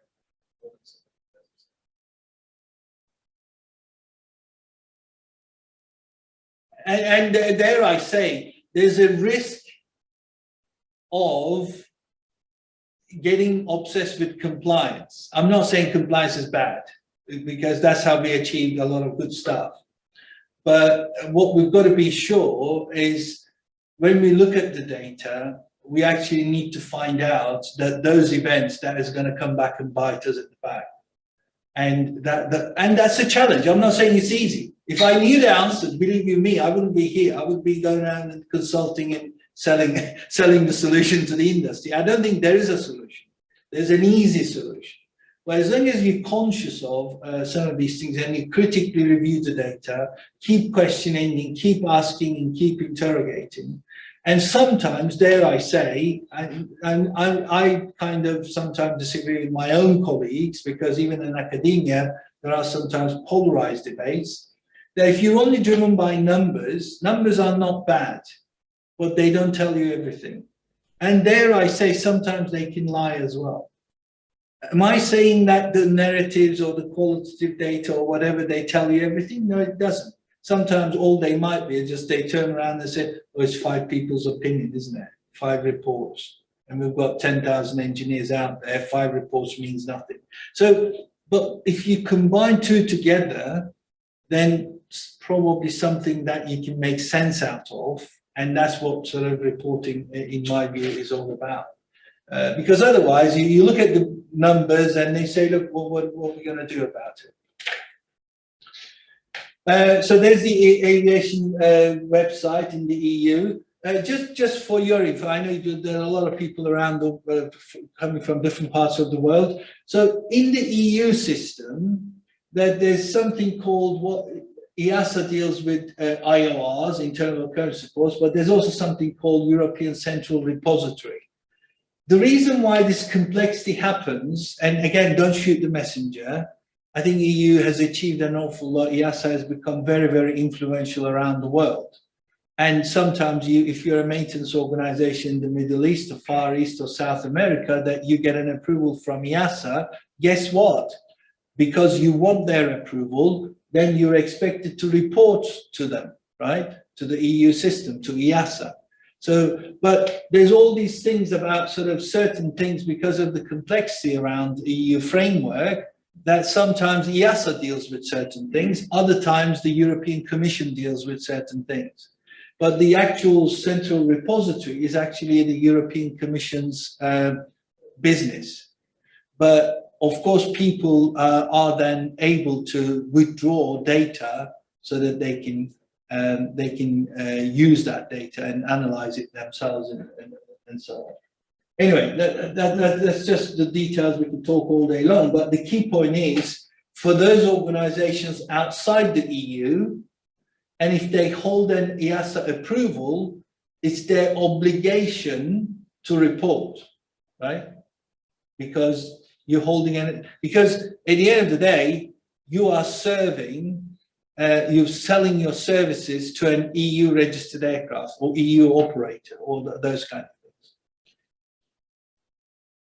Anyway, look, I just said, there's another eye test just to make one point. So if you think about all these things that what needs to be reported, there's actually a separate regulation which then deals with you all kinds of different things. But if you look at some of these narratives, that if anyone thinks that is clear cut, I would challenge it. And I'm open for you to challenge me as well. But even though they give you a sometimes prescriptive text, and take a look at some examples. It says serious leakage or contamination of fluids, for example, hydraulic, fuel, oil, gas, or other fluids, right? So you go to an aircraft, and even in our 737, the other day, our colleagues in the Dartec manager, he just sent an email and he said, well, there's a bit of puddle underneath one of the engines. The aircraft's not flying and it's not even an airworthy aircraft. When you go there, yes, there's a few drops here and there, and you know, it's in an aircraft that age, you'll always get something. So, but where do you actually say the serious leakage? Is it 10 drop a minute? Is it 5 drop a minute, serious leakage? And even if you go to the maintenance manual, sometimes the manufacturer clearly defines how you can even dispatch the aircraft with a limit. But serious, how serious is serious, right? So my key point is, despite the fact that even the hard regulations give you a very prescriptive list of things to be reported, in reality, it's extremely challenging. You might just say, well, in doubt, just report everything. Well, to be honest, then you're going to clog up the system. You know, if everyone reports everything, I mean, there's already millions of reports in that European Central Repository. And believe you me, they're sometimes struggling how to see wood from the trees. Anyway, there's one or two things about references for design organizations for you. We keep talking about EASA and EASA, but there's an FAA reference, FAR 21, also type certificate holders, what they need to do. And there's also the new EASA Part 21, as it says, it's not only collecting data from other, basically their customers, and also they need to investigate and analyze as the design organization. And dare I say, I don't know your intentions and future career aspirations, but you know, these things are not going to stop. It may even be a kind of career path. I'm not encouraging or discouraging, but you go to a design organization, you work as a design engineer, right? Or you work as a safety engineer, or you work as a verification engineer, or you work as a safety in the safety department data analyst, or whatever. That might be another kind of consideration. Okay, there's the operators part. We're not going to go into that too much. So what I'm going to do is, I'm conscious of time. I'm going to switch off to the other one, which is about human factors, and I want to maybe finish off one or two videos because date's getting longer, and then let's see where we go with this. So one of the things that basically Jack sort of always asked us to look at the human factors aspects. Again, it's a huge topic. What sort of MSc is entirely focusing on human factors. But let me just take you through one or two things. So particularly in the human factors world, what got us to focus on human factors? Obviously, again, there are some key, dare I say, watershed accidents. This is what I was talking about earlier on. I don't know if this is very old, Alaska Airlines 737. Believe it or not, the aircraft managed to land like that, right? So it's 1988, there you go. And I started in early 90s, turning spanners on. And I remember in those days, people were talking about it because it was a new accident. And basically, the guy who's doing some NDT inspection in the lap joints of the fuselage, you know, the fuselage will get together and they're produced in sections, but then they combine two together. And that's where they're combined is, we call them lap joints. And there's always inspections and things like that, particularly on those lap joints. And as he was doing those inspections, it's basically he didn't have the right equipment, and then he kind of had issues about reaching to certain areas. Anyway, so it was the typical things that basically impacting on human performance while they're doing their job, and obviously then he contributed. He basically missed some of the things. Degradations or cracks in those lap joints. So that's one accident that sort of people said, okay, let's then start thinking about these things in both design and maintenance. There's another one which is well known one, the pilot gets sucked out of the window, and again, it was 2:00 in the morning, and the guy was trying to install a window, and he didn't have the right access equipment. Well, it's not only that he also took out some nuts, and he went to Storesman, and he said, give me these. And then the guy just looked at it, and even the Storesman warned him. And this is a sort of a well-experienced engineer who had perfect track record. And the Storesman said, look, I think these part numbers are wrong, dash numbers are wrong. And he said, no, give me those. And then he got the wrong nuts, and it was the wrong size. So, but look, it's easy for us to judge afterwards, right? So I don't know if you heard something called hindsight bias. So we human beings have got a lot of biases, and that's unfortunately in our nature. Some of us are maybe more prone than others, but certainly looking at an event afterwards, we can pick the bones out of it and say, oh, he should have done this, he should have done that. But actually, what we try to do, what we need to do, is to try to put ourselves in their shoes. And of course, it's going to be very difficult that if you've never done a window replacement on a rainy day outside or halfway in the hangar, 3:00 in the morning. So if you've never done that, it's rather difficult.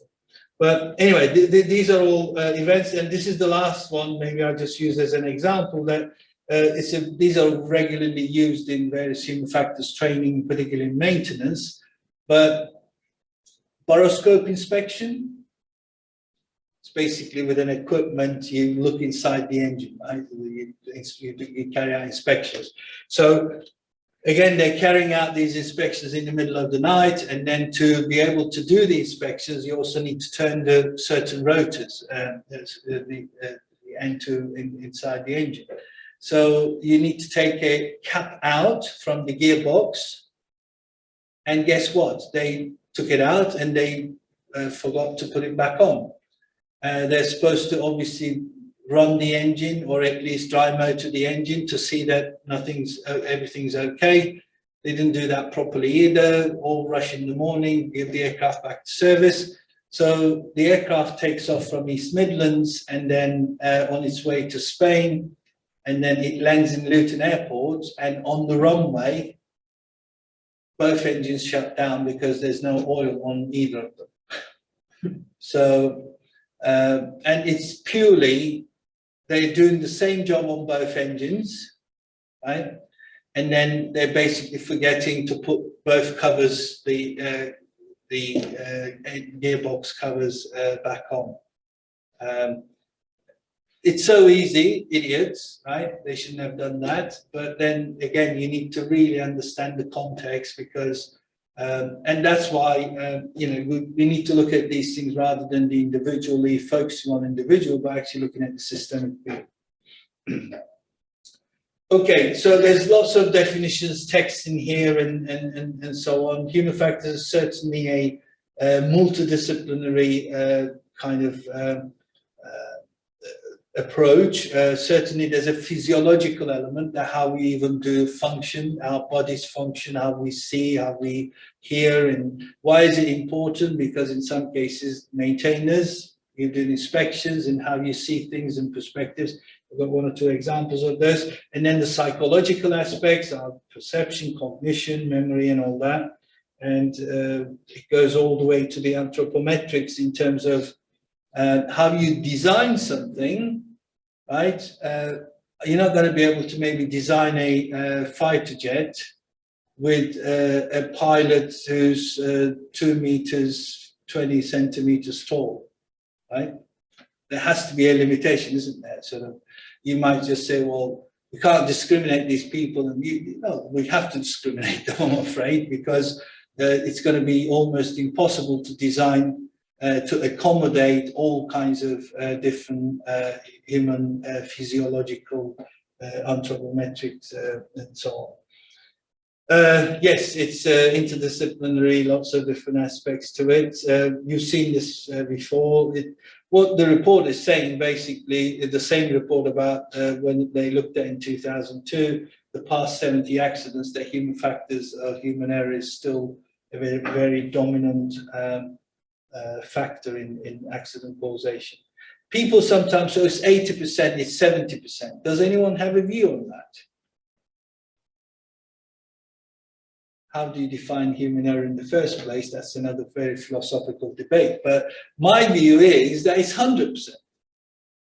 And again, I'm not going to try to point fingers at you guys, future designers or current designers, but some of them say it's pilot error. Right? Well, if it's not pilot error, it drove me nuts. After the Amsterdam accident, there were websites in Turkey that people said, it's 70% Boeing's fault, it's 30%, 25% pilots, Turkish Airlines fault. It's just nuts. I mean, there isn't a formula or there isn't an algorithm to say, oh, if this happens, then it's this attributable to this guy. If this happens, attributable to that guy. It's honestly, it's ridiculous.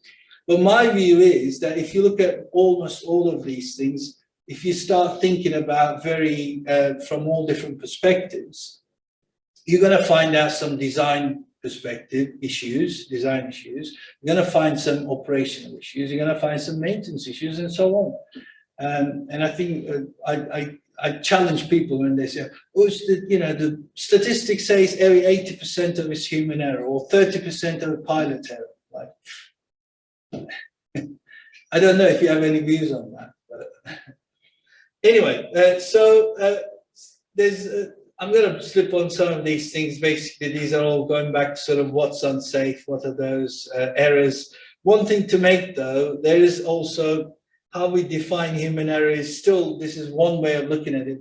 You know, good old James Reason, we're known with this Swiss cheese model.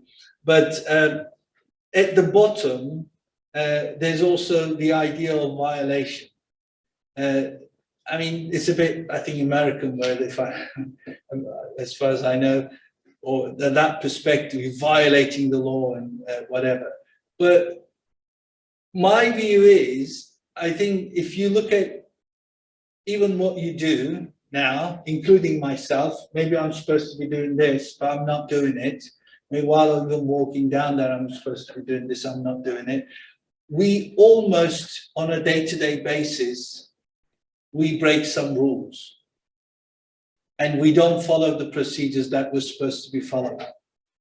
And I think the fundamental challenge is that we sometimes do it consciously, as it says, intended action, and sometimes do it subconsciously and sometimes do it unconsciously.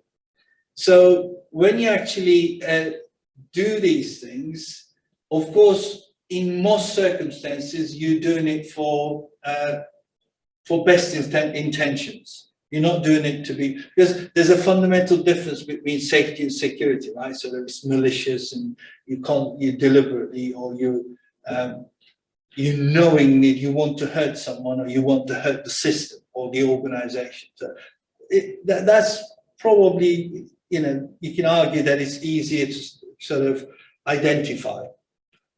But in some cases, people actually, for all the good reasons, they deviate. But the people who deviate do not come to work that day. Today I'm going to go to work and I'm going to not follow the procedures. And at the end of today, I'm going to achieve to create a unairworthy aircraft be released to service.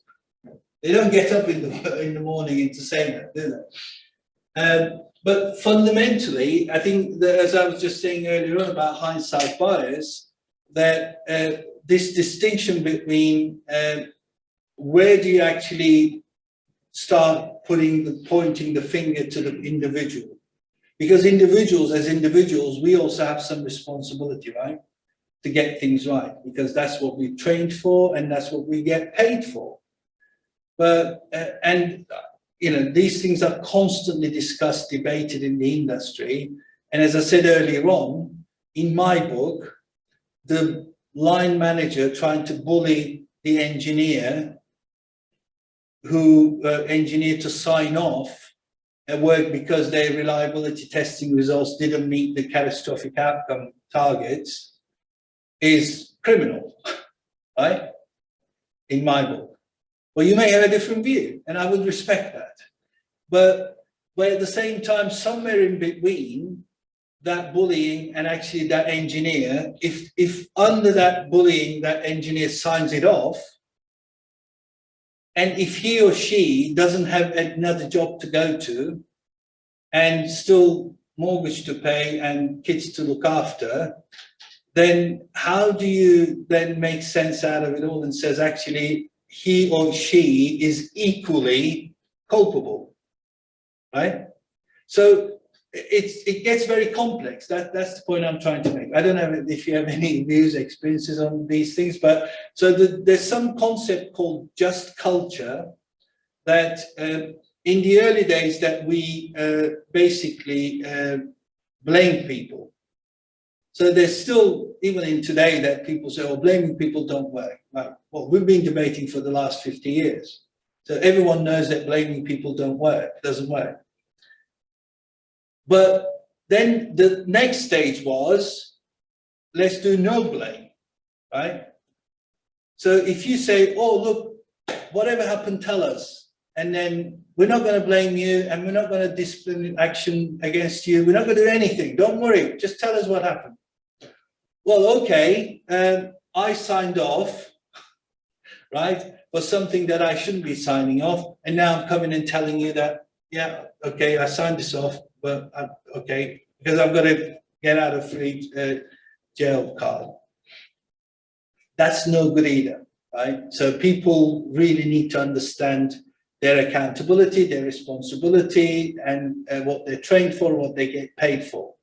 So, but somewhere in between these two, no blame and blame, that there's the not the compromise, but there's a balanced view that we shouldn't punish people for the genuine mistakes that they made, but at the same time, we should really not tolerate those people who are taking some excessive risks, who are potentially compromising the organization. Because last thing you want, whether you're a manager in an organization or you're running your own design organization, you're the business owner, last thing you want is that, I hate to use this term, but you know, it's that rotten apple compromising the rest of the organization and your business, right? And of course, there's a lot of deep discussions going on. Sometimes they, why do you call it rotten apple? Well, hang on a minute. So yes, of course, we may even need to understand why that person even violated or taking excessive risks. That's another view. I would respect that. But at the same time, you try to train these people, you identified them earlier on, you gave them every chance to be retrained and try to be more modest and measurable and everything else, and they're still continually violating, right? Or they're continually taking excessive risks or bullying people. Of course, at some point, you're just going to say, well, this is just culture, mate. I'm sorry, you're out. Sorry, but Yes. in terms of like, so you said if it's a blameless culture, and then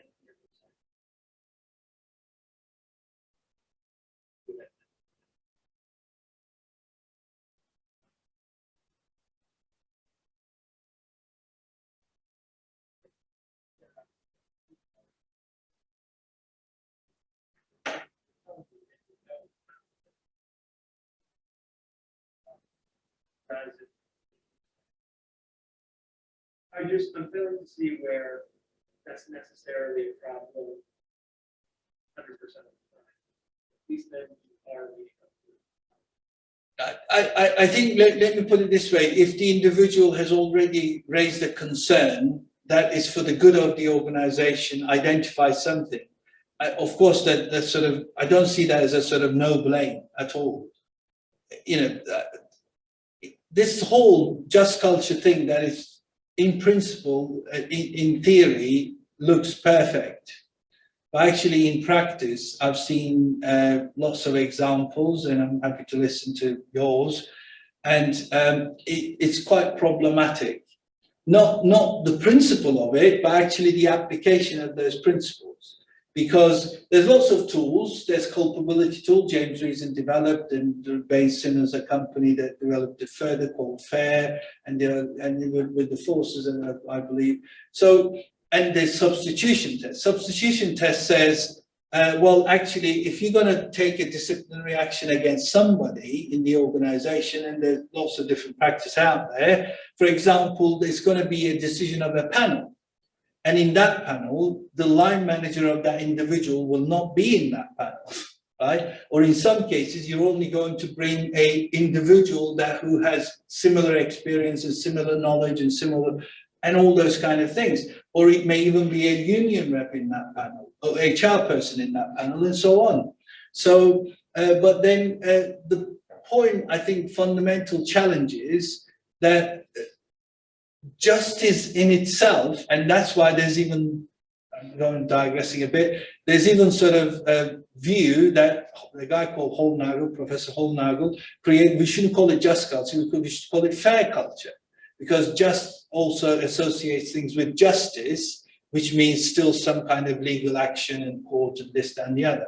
But then justice in itself, or even fairness in itself, is quite subjective. Right? Think about some of the examples that you're hearing on TV every day.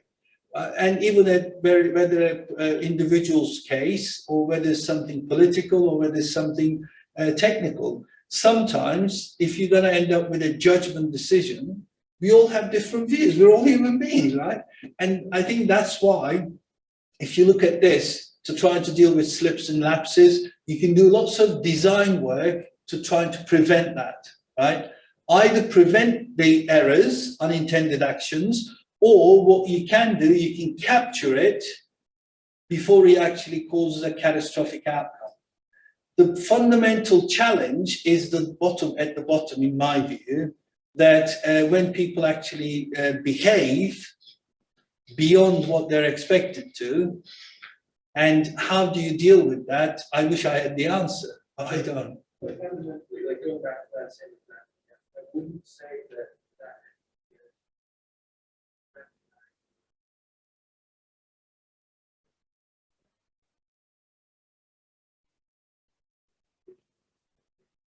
what they're doing is they know the consequences of the action, but they're doing what's right.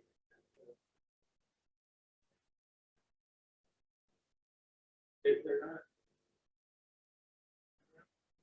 they're intentionally getting the top go. They're just.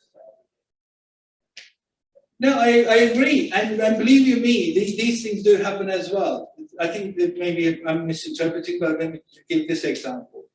So, knowing that it's your legal responsibility that you're supposed to be reporting when you come across something, right? Even though it's not very, very clear cut, at least you have a good understanding. If I face this situation, my legal responsibility is to report this, right? And if you don't, you're exposing yourself, because it's your legal responsibility, and they turn around and say, hang on a minute, and you might get away with it, or if you don't get away with it, and if it's identified, then you end up with, hang on a minute, you knew all this and you didn't tell us? Think about the Max story, right? Think about the pilot's gone almost, there's a decision quite recently. So, and that's the fundamental challenge, that individuals, yeah. But also, one last question, one comment, if I may. It's easy to say, oh, your legal responsibility, you should have reported it. Actually, we're all living in, we're all social beings, and we're all individuals, and we all react differently. And some people in those circumstances, because of personal pressures in their homework, in their home, and in their private life, they might just say, well, if I just stick my head above the parapet, then I'm not going to do that. And there are a lot of people do that. And I think that's why, you know, we really need to open-minded. And even with the just culture thing, that if you're going to just take some disciplinary actions and so on. Look, if I may, I'm just going to try to finish this as one or two things. So let me just take you through some of these things. What do you think about these? Depends how you look at it, isn't it? You might have seen some of these things. It's basically, it can mean, but sometimes you look at some of the stuff, I mean, in recent times it became much more easier, but in my day, it was even, some of these very basic things was problematic, that when you actually looked at stuff. These are all perceptual issues about, we discussed, I think, how you see, why does it matter? Because you're going to be doing inspections and so on, and maybe not yourself so much. And again, same thing in here. If you look at the circles in the center, and they're exactly the same, and all of those things. So, has anyone got a good memory? Can you remember? How many digits would you remember? If I show you this, would you be able to write it down? Any good way of memorizing? Any sort of tips? Anyone? Come on, you must.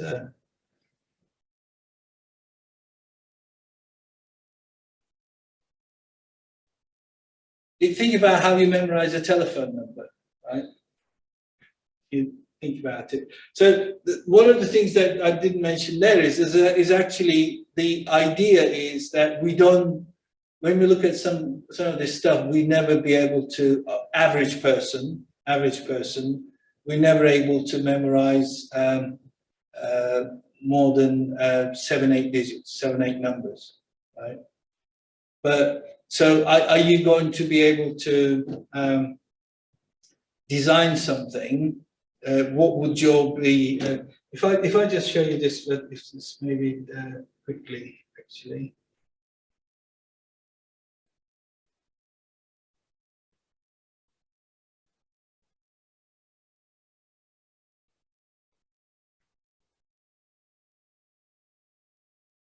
Believe it or not, we've got some people like that in our world.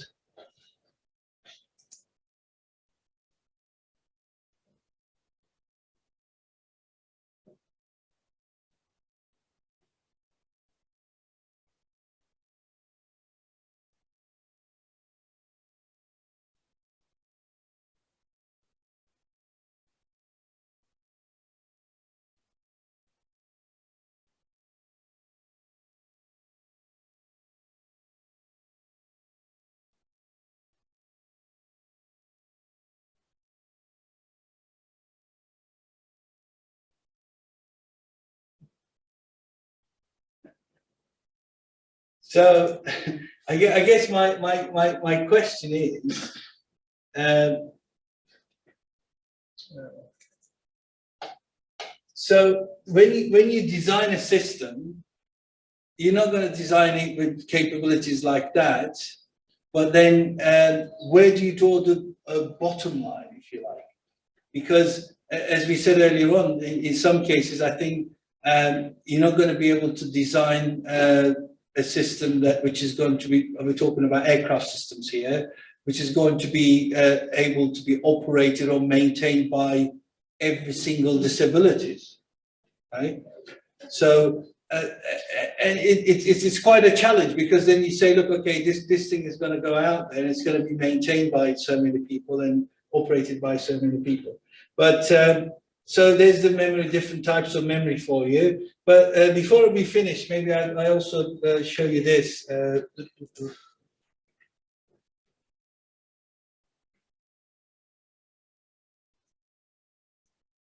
I think this might just finish the day off. So I'm a few minutes late.